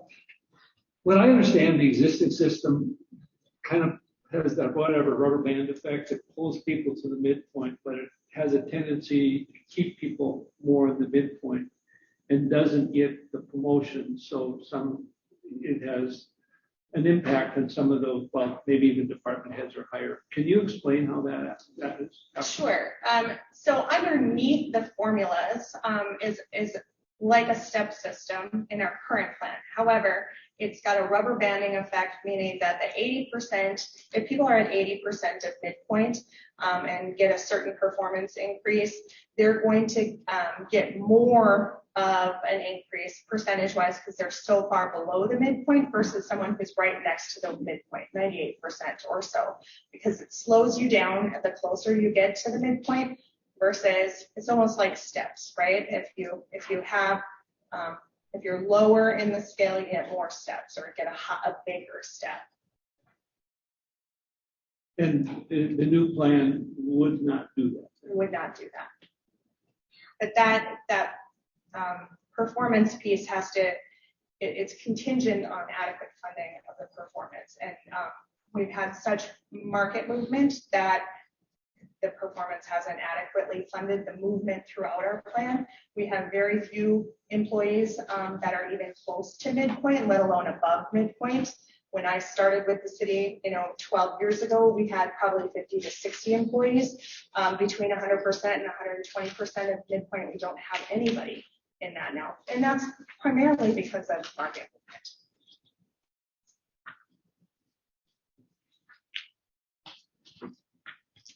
Anyone else? Yes, Yes, please. Yeah, absolutely. Questions. Please take And it. this one would be for Maureen. By the way, thank you to yourself and the department, all the work that's put together. There's a lot of information. I'm sorry, Mr. Weber? Yes, President Sandy? I'm sorry, I had one more question for Ms. Bovet. If I could, I'm sorry, Mr. Veen. Ms. Bovet, I emailed and asked you the question about the ECI and whether the ECI you were using included just wages or wages and benefits. Was there a reason why you used the one with wages and benefits? That was the recommendation of the consultant. There are, as I said to the city council members, there are a variety of breakouts for that ECI data that we can consider. The specific one that was built into the plan was across all occupations in general. There is a labor and government ECI data that I also included for your reference and kind of the historical. There's many opportunities to look at tweaking which ECI data we look at, if you'd like me to, or if you'd like to recommend one. Well, my only recommendation is I don't believe we should be including benefits in the percentage increase because then it increases the wages to increase benefits. It exacerbates the change in the raise of our wages, which then we pay benefits on. So in my opinion, if we're going to implement some sort of a plan for an ECI, whatever number it is, it shouldn't include the benefits with it. I can certainly look at an alternative to an ECI data. Right. Thank you. Sorry, Mr. Weber. Thank you.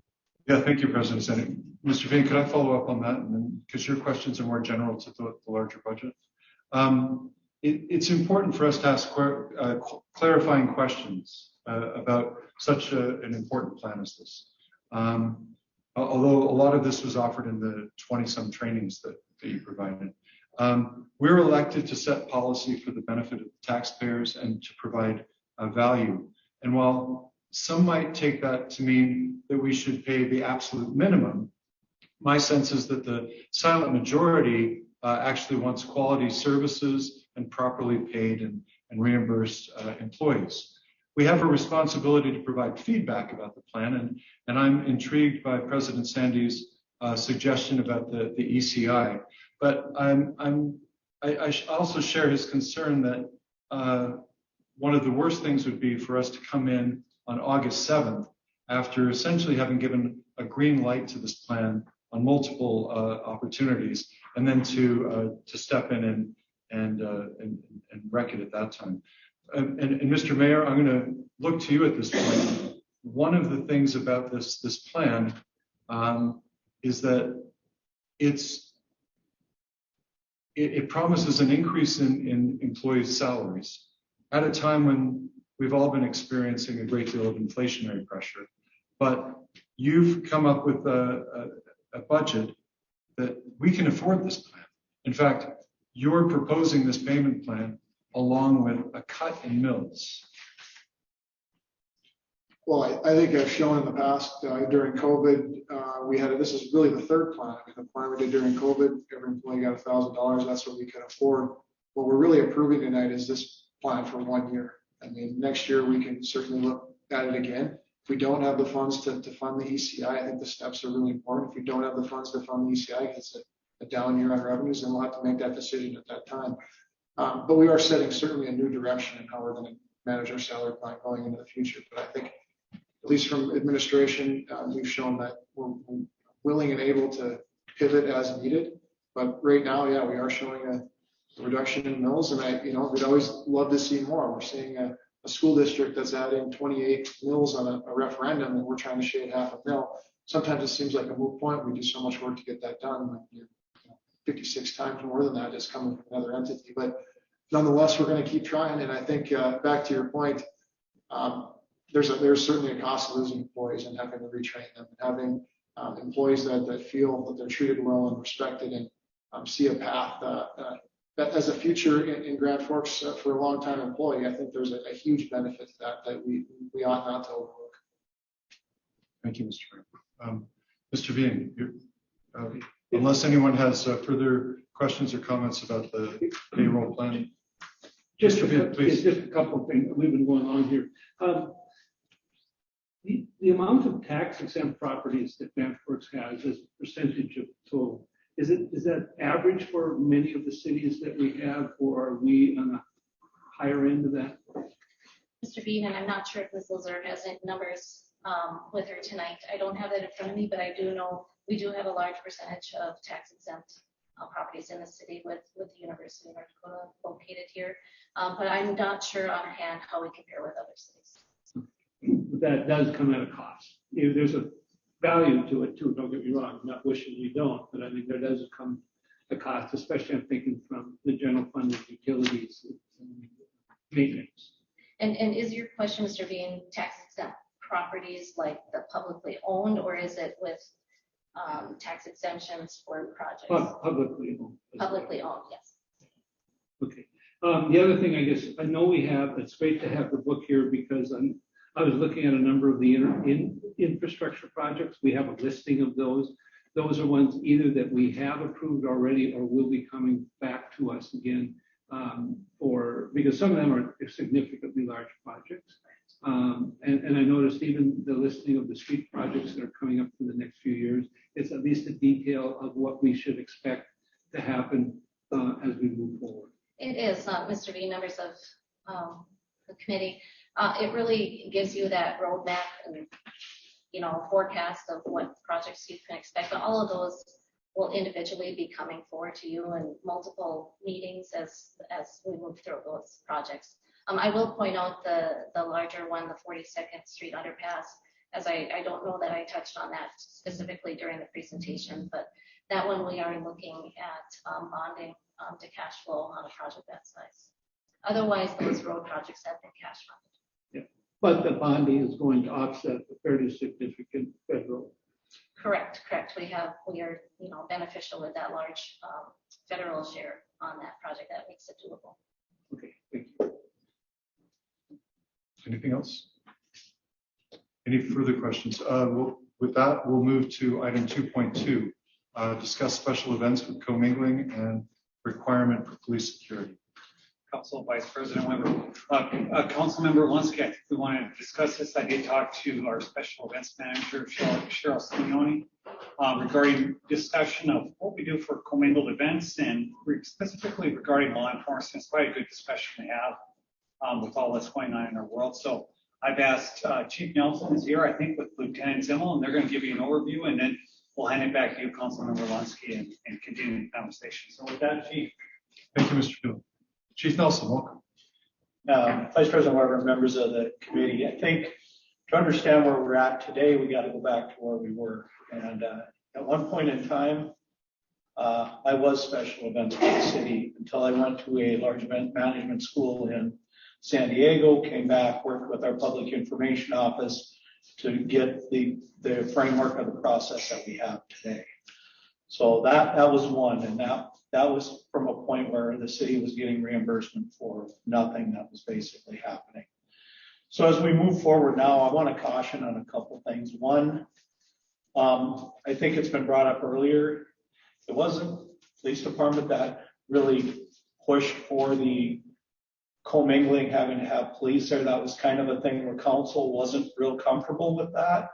And that was kind of a trade-off that police would be there. So, but I want to take a step back and say, we've kind of taken a step back from the commingling thing when we decide how we staff events, and what we look at is purely a public safety perspective.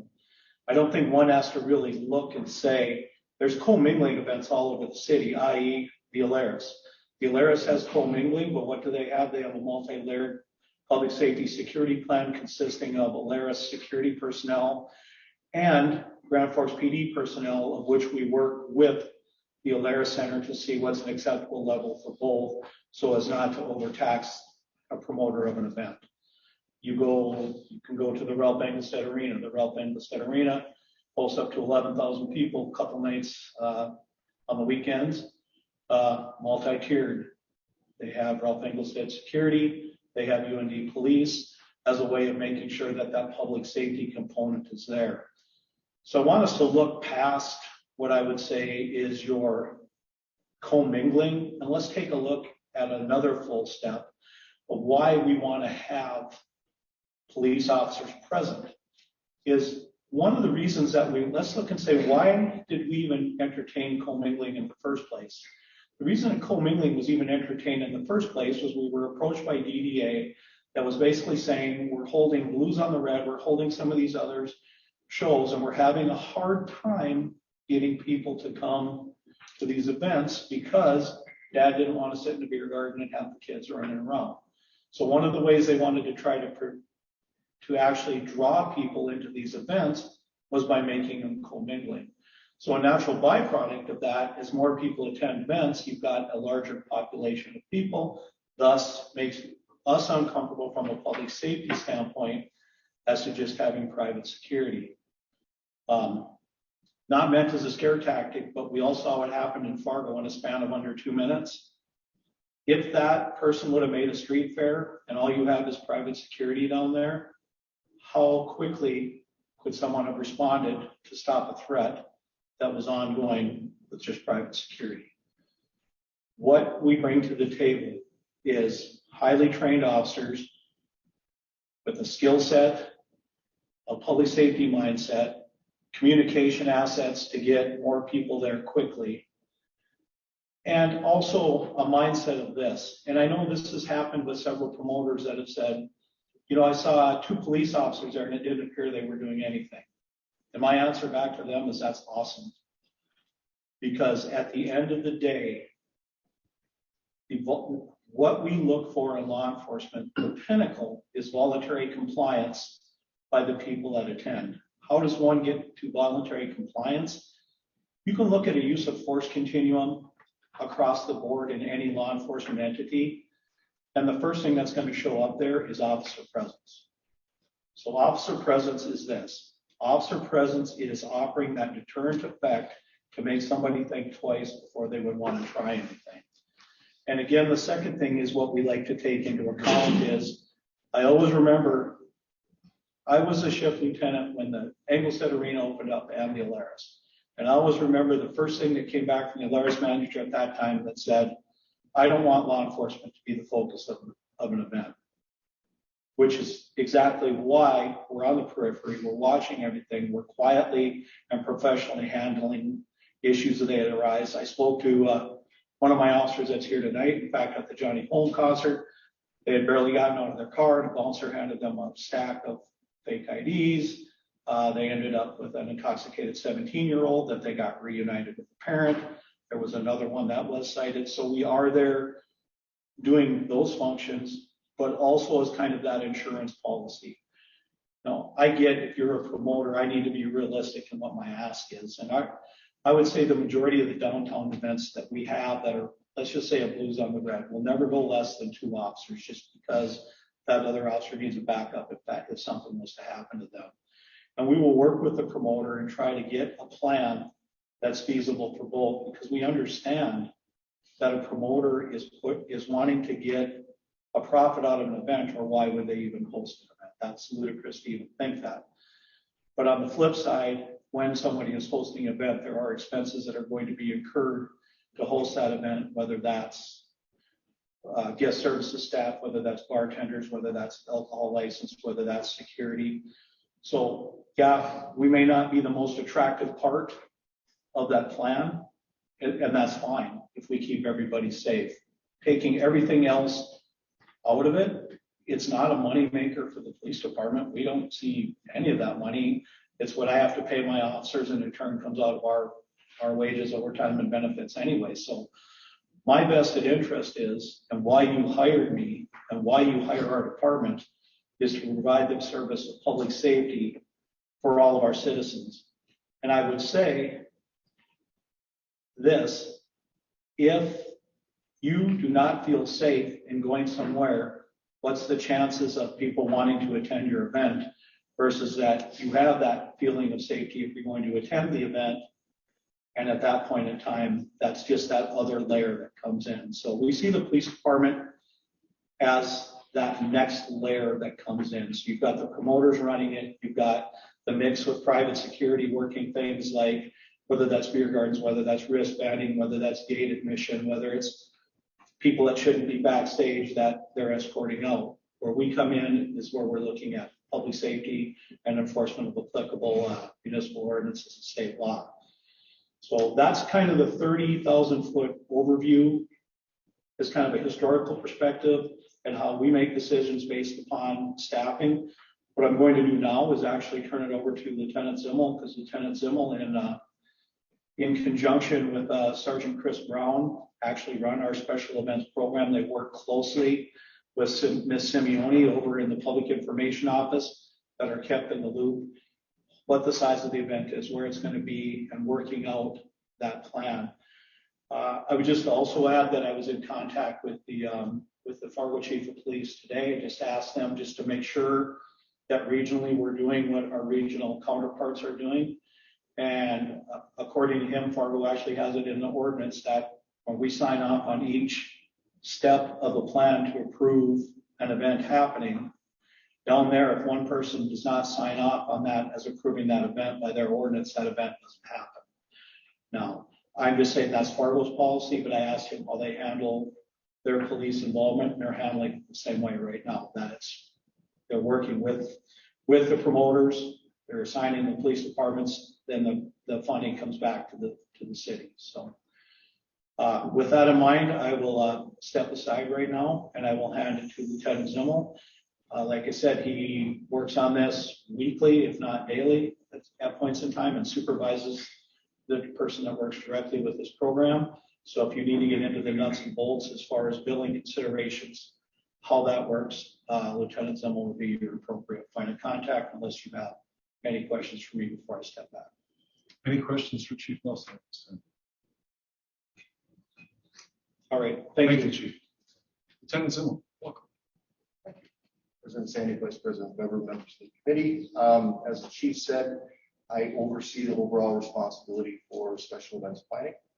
I think the only thing, I don't want to rehash a bunch of material, so I think the only thing that I can address that has been a question posed to us looking for clarification, other than what Chief Nelson spoke about, is the decision whether or not to invoice a particular event or whether it comes out of police department or city overtime funds. And maybe the clearest way to delineate that is simply whether or not there is a promoter or an organizer or some organization responsible for revenue and expense for that particular event, where they can alter one to cover the other. An example would be a concert or something of that nature. Those types of things are typically invoiced because the organizer can make accommodations in order to pass along that expense to the participants in that particular event. Where we, either the police department or the city, chooses to simply cover the expenses associated with staffing a special event, is where that becomes a lot more difficult to establish. And examples might be Potato Bowl Parade, 4th of July celebration, where it's a community-based event where there's nobody selling tickets or selling admission of that sort. And certainly there is an overwhelming and pervasive need for public safety present at such an event. the city and the Grand Forks Police Department are going to step up and provide that presence, regardless of who's paying the bill. So I think that's maybe a very quick address of an issue that was raised, and I'd be more than happy to answer or attempt to answer any questions you may have. Very good, thanks. Any questions for? I have a lot of Yes, questions. please. Ms. Olson. So I am a little upset that you said Sertoma didn't get charged. Anything? I don't- So, like the 4th of July I celebration? believe that comes out of the city special events funds. Yeah, that comes out of city special events fund. Okay, I just need to take a deep breath. So first of all, nothing is written. I think, so it's open to interpretation of the promoter. And I think that needs to be changed because what I interpret compared to what someone else interprets is greatly different. So I know some events have the barricade, some don't. So I think we really need to write down expectations of the promoter and of the police department. The half hour, we were charged, the Greenway Takeover Festival was charged a half hour for a drive-in dress fee, half hour on each side of our event. Is that normal? And without looking at the invoice, I'm not sure if it was a half an hour on each side or 15 minutes on each side, but there is typically, regardless of the event and where it is, we need to cover the officers' pay traveling from the police department to the event so that they're able to perform the function that they need to perform. So that money needs to come from somewhere, typically for a billed event that's passed along to the organizer or whoever is paying the bills. I think that should be consistent. We were charged a half hour for each officer on each side, and the police department's half a mile from the event space. So I think that just needs to be consistent. I had an issue with the time of day. So we were charged at 11 a.m. We were charged for 2 officers. I think that's very different than 9 p.m. I think we should look at, do 2 officers need to be at a daytime event? If there's a need for a public safety presence, the answer is yes. And as opposed to whether it's 1 or 2, I think we would be doing a disservice to our officers to put them out there working a solo assignment in trying to ensure public safety presence for a gathering of people that we've determined requires a public safety presence. 2 officers are inherently safer in dealing with any individual that needs dealing with, regardless of the circumstance. So simply from an employee and officer safety perspective, 2 is typically the minimum that we're going to provide.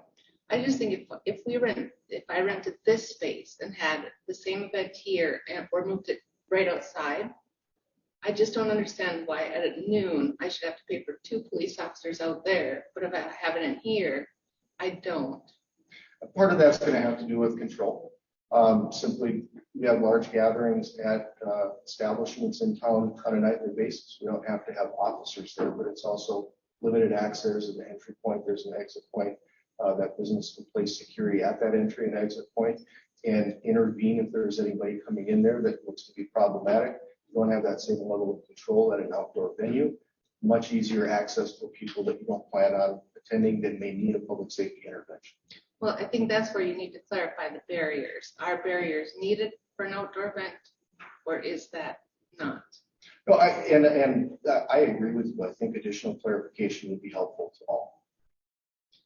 Expectations of what the police do when they're there. I know sometimes for some events you've brought your ID scanner. Sometimes you don't. I think that would be nice for a promoter to know what they can expect from the police.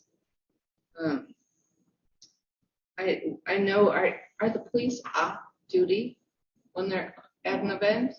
They are considered on duty when they're working that event. They are not officers that would typically be assigned to patrol function that are simply removed from patrol function and placed in that location. So it's not an on-duty assignment in that regard, but they are off-duty officers that are contracted and brought in on an overtime basis. And from the time their time starts, they're considered on duty and therefore covered under city protections.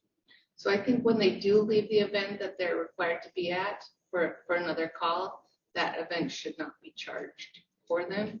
And that's something I think that we've been open to talking to event organizers about. If it's 5 minutes walking across the street of an outdoor event where they're still in immediate proximity and can respond immediately, I don't know that that would be considered away from the event, but certainly if an officer, example, if there are a couple of officers at an event in town square and someone's screaming that somebody is drowning in the river, those officers are going to respond. There's a life at risk. And if they're gone from that event for an hour, I agree the organizer should have that conversation with us and say, hey, from 2 to 3 p.m., the officers were dealing with this. Good for them. Glad they were able to help, but we shouldn't be charged for that. I think we find it's very accommodating. You guys are there until the event is over. I think that should be looked at too, because once the event is over and you have hundreds or thousands of people leaving, that's like the one time you really need police there, and they're like, bye-bye, I'm leaving. So I think that needs to be adjusted. It took months to get the bill, and I think event organizers generally like to wrap that up immediately after. So those are my suggestions. Okay. I just am really disappointed that Sertoma or events of your picking get your services for free. So it's not of my choosing. There are codes assigned to certain overtime assignments or time assignments. And the 4th of July celebration is assigned as and it's assigned within our payroll system as a city special event funded assignment. So the DDA's street fair is different? No, we build the street fair. Right, that's what I'm saying. Why do you build the street fair and not Sertoma? They're both community events. I have. But I'm saying that's not a police department decision. It's not us making that, especially for the 4th of July. And it's been a code that's been in there for years and years and years. So that's the way it's coded within our system. It's paid for out of city special events fund.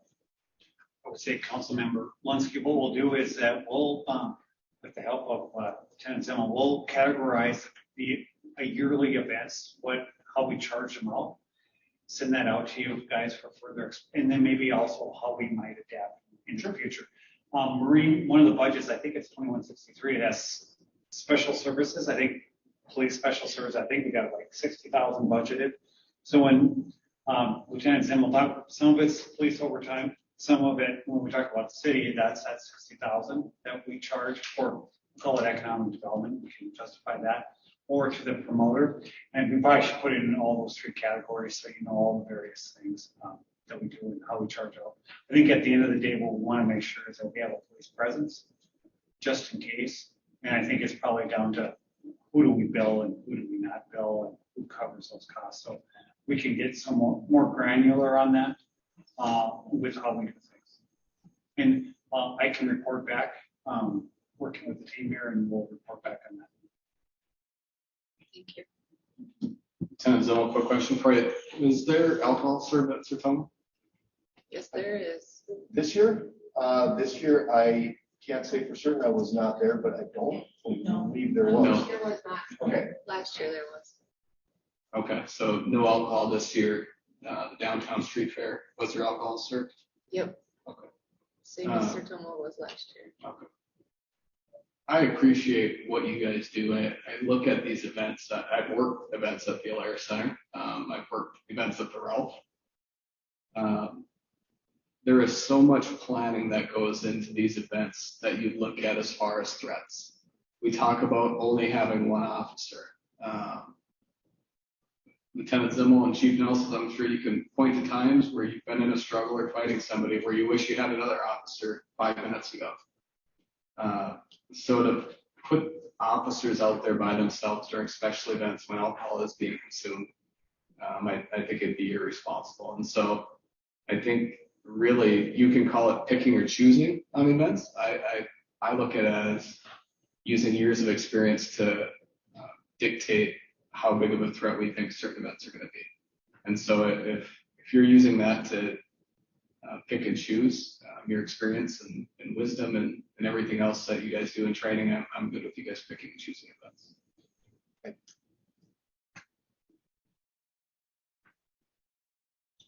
Anything further? Thank you, Lieutenant Simmons. Thank you. Item 2.3, snowmobile route working. And I've refreshed, but there is not a staff report. There is none. No, it's just a verbal brief. It's an old-fashioned verbal brief. Great, thanks. We're going to move forward on the snowmobile route working group. And so we talked a lot about this, I don't know, last winter or late fall, and we didn't move forward with the so-called Greenway route as part of the overall route. Had a bit of a kerfuffle along the way. So what we said is that we would get back administratively and create a working group to see if there is a solution, and if there is a solution, what could be the possible solution. So on behalf of Mayor Buczynski, here's what we thought. We were going to look to appoint to the working group 3 at-large members. We're going to take 2 from the Greenway Technical Committee, and that's a working committee. One of those we're looking at a representative from East Grand Forks. So we have East Grand Forks and Minnesota's perspective, and then we'll pick one more off of that particular committee.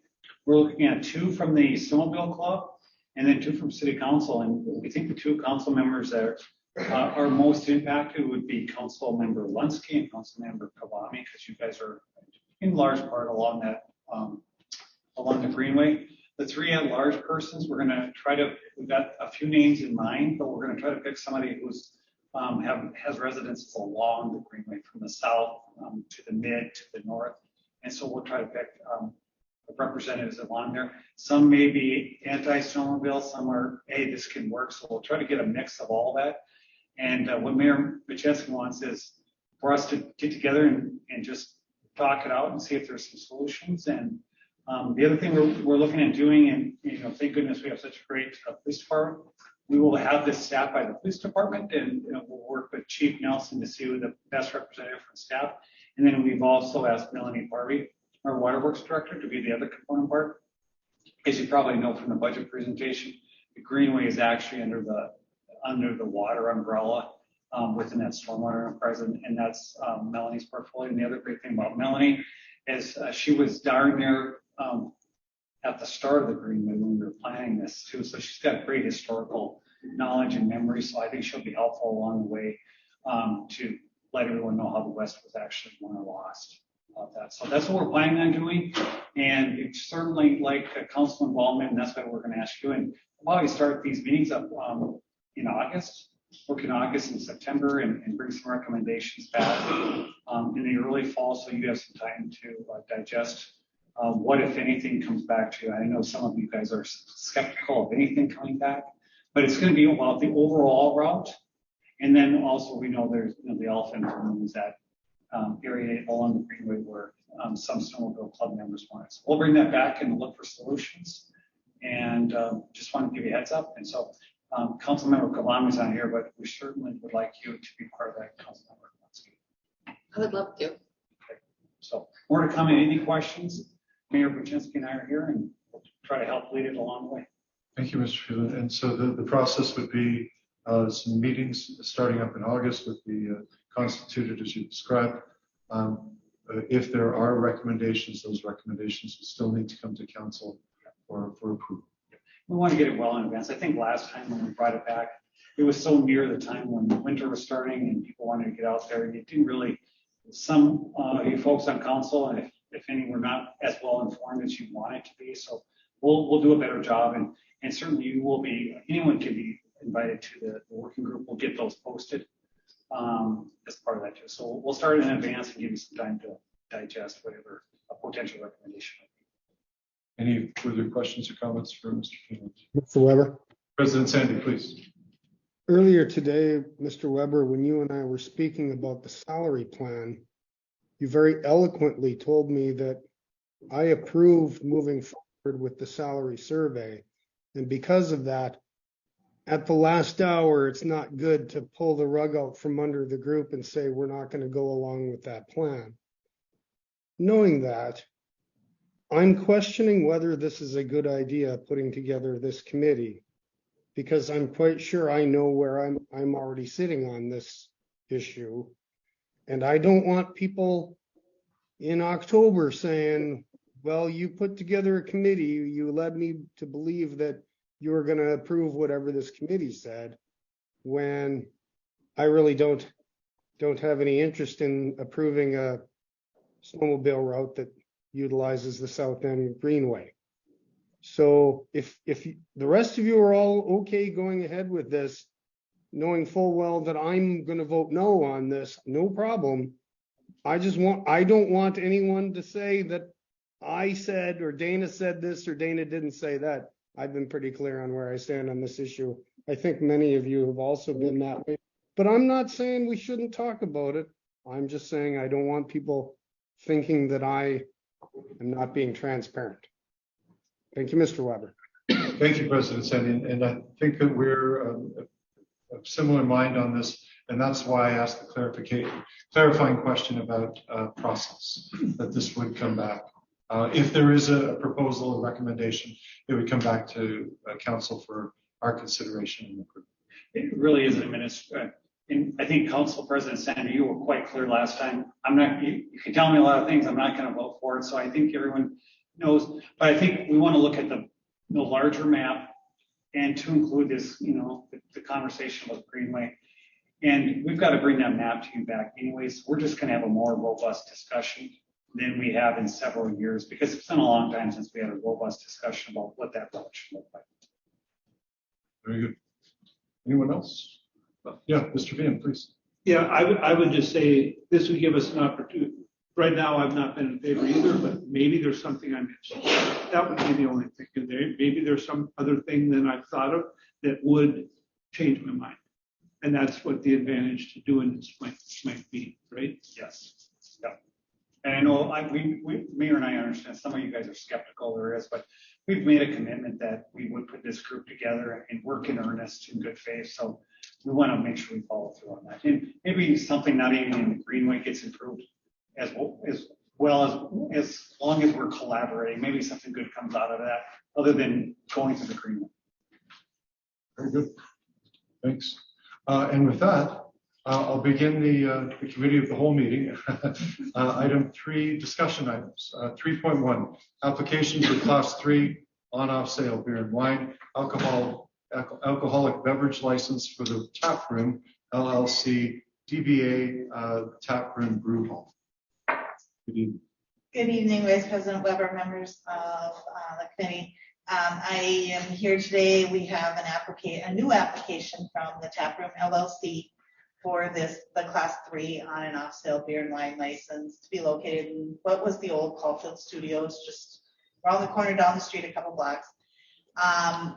A similar corporation was approved by you for that same business back in 2020 or 2021. Since then, construction has been ongoing. They've run into a few snags, but they're on track and looking to wrap things up. They've also had a little change in the partnership. There were one individual that was on the prior approval is no longer part of the corporation, and a new partner's been added. So we have a couple things we're asking tonight. One would be to terminate that action of the approval of the license that was done back in 2021. For the 3 reasons we cited in the staff report: failure to put it into use, the time that's elapsed, and then also that corporation is no longer in good standing with the state, so they don't qualify to hold a license. And a new corporation's been formed, which now includes Mr. McHugh, who was on the original corporation, and then his partner, William McHugh, that's on the new corporation. So looking for approval, and that approval, of course, is subject to final review and approval of all the city departments and payment of fees. We have a motion and a second. Sherry, a quick reminder, this has been a little while since we did this. Yep. The Tap Room, their offering is somewhat unique. Is that right? They were going to offer multiple taps. What was the nature of the business? Yeah, it's a model that's being put in use throughout the country. It's a self-pour model. They're a 21 and over establishment, so they'll have their wall of taps, and they'll Mr. McHugh is here if you want details on the operation and how that will function. We did some years ago have a self-pour wine bar that was down also on South 3rd Street. They were open for a few years, and then the owner closed and decided to go on a different path. And so it's not totally unique, but it is a trend that is becoming more and more popular throughout the country. especially in the time of hard times finding help in the service industry. So with this being 21 and over, there's not as much concern with access, and there are different controls that, they still have to have attendants and staff that monitors operations and to make sure things stay under control. So I've been to a place, I buy a pass card, I swipe it, it's metered. Yeah. And great fun, you get to taste however many different beverages. Fantastic. I'm ready to vote. Any further questions or comments? You need a Here second. we go. Oh, you said. Yeah. Just curious, it's sat in construction for 2 years. What is the timeline? I know it says opening soon, but is there a more specific timeline? Yeah, so our city departments did do a walkthrough last Friday, and they kind of, both the health department and the building inspection and all their trade inspectors have given a list of the items that need to be completed. I don't know if there's a firm exact end date, but with this approval, if you wish, we could put a timeline. I would suggest maybe December 31st, where it needs to be in operation, or come back to you guys for more information with a more definitive date. But a lot of times it's subject to when the equipment's going to come in and the supplies and some of the things we have. But I know they're actively working on the project and hopeful to get it open as soon as they could. They were hoping before the end of August, but I think we're going to be a little bit beyond that. So. Would you like to ask Ms. Linsky to modify her motion, or are you okay leaving it open-ended?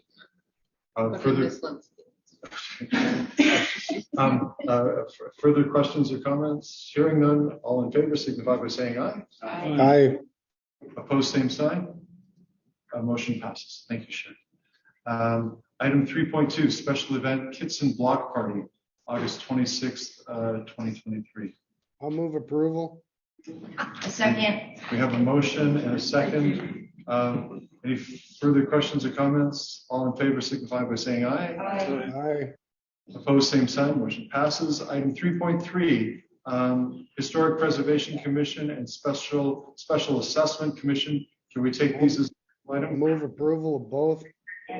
We have a motion and a second for both. Further questions or comments? Hearing none, all in favor signify by saying aye. Aye. Opposed, same sign. Motion passes. Item 3.4, create assessment districts for newly annexed properties. And again, can we take this as a single set? Very good. And we have a motion and a second. Any questions or comments? Hearing none, all in favor signify by saying aye. Aye. Opposed, same sign. Thanks for your enthusiastic walk most of the way up here. Item 3.5, plans and specs for project number 8708, sanitary sewer for UND East Campus development. We have a motion and a second. Any questions or comments? Hearing none, all in favor signify by saying aye. Aye. Opposed, same sign. Motion passes. Item 3.6, plans and specs for project number 8717, flood wall crack rehab. I'll second for sure. We have a motion and a second. We I had a apparently- great presentation prepared, but Yeah, we want that flood wall crack rehab. Any further questions or comments? Hearing none, all in favor signify by saying aye. Aye. Motion passes unanimously. Item 3. Thank you, Mr. Christians. Item 3.7 for project number 8489, district number 599, sanitary sewer phase 1 for Highway 81 and associated area. thank you, Vice Chair Weber. So this project is the sanitary sewer being proposed out in the Highway 81 area. This is the rebid portion of the project. You might recall that we bid this out as an entire network earlier this spring, and those bids came back quite high, so the bids were rejected. This project is just a phased approach to that. It's just the deep sanitary sewer closest to the lift station. We opened bids last Thursday, July 20th. The project was bid with 2 alternatives, an SRF compliant alternative and an SRF non-compliant alternative. So essentially making sure that we could utilize SRF funding, which is typically a lower interest financing tool to use on these projects. So we bid it with 2 alternatives and we got 2 bidders. The low bid was submitted by United Crane Excavation for both alternatives, and their bid was the exact same for both alternatives, which is a little bit surprising, but it is good news because their bid was about 6% underneath the SRF alternative. So given that fact, we are looking to approve the SRF alternative for this project to United Train in the amount of about $2.7 million. Very good. Thank you, Mr. Van. We have a motion and a second. Any questions or comments? Hearing none, all in favor, signify by saying aye. Aye. Motion passes unanimously. Thank you, Daniel. Thank you, Christian. I managed to mess that up 3 times. Which takes us to item 3.8, award of urban grant program funds for project number 8722, reconstruct North 4th Street from First Avenue North to Second Avenue North.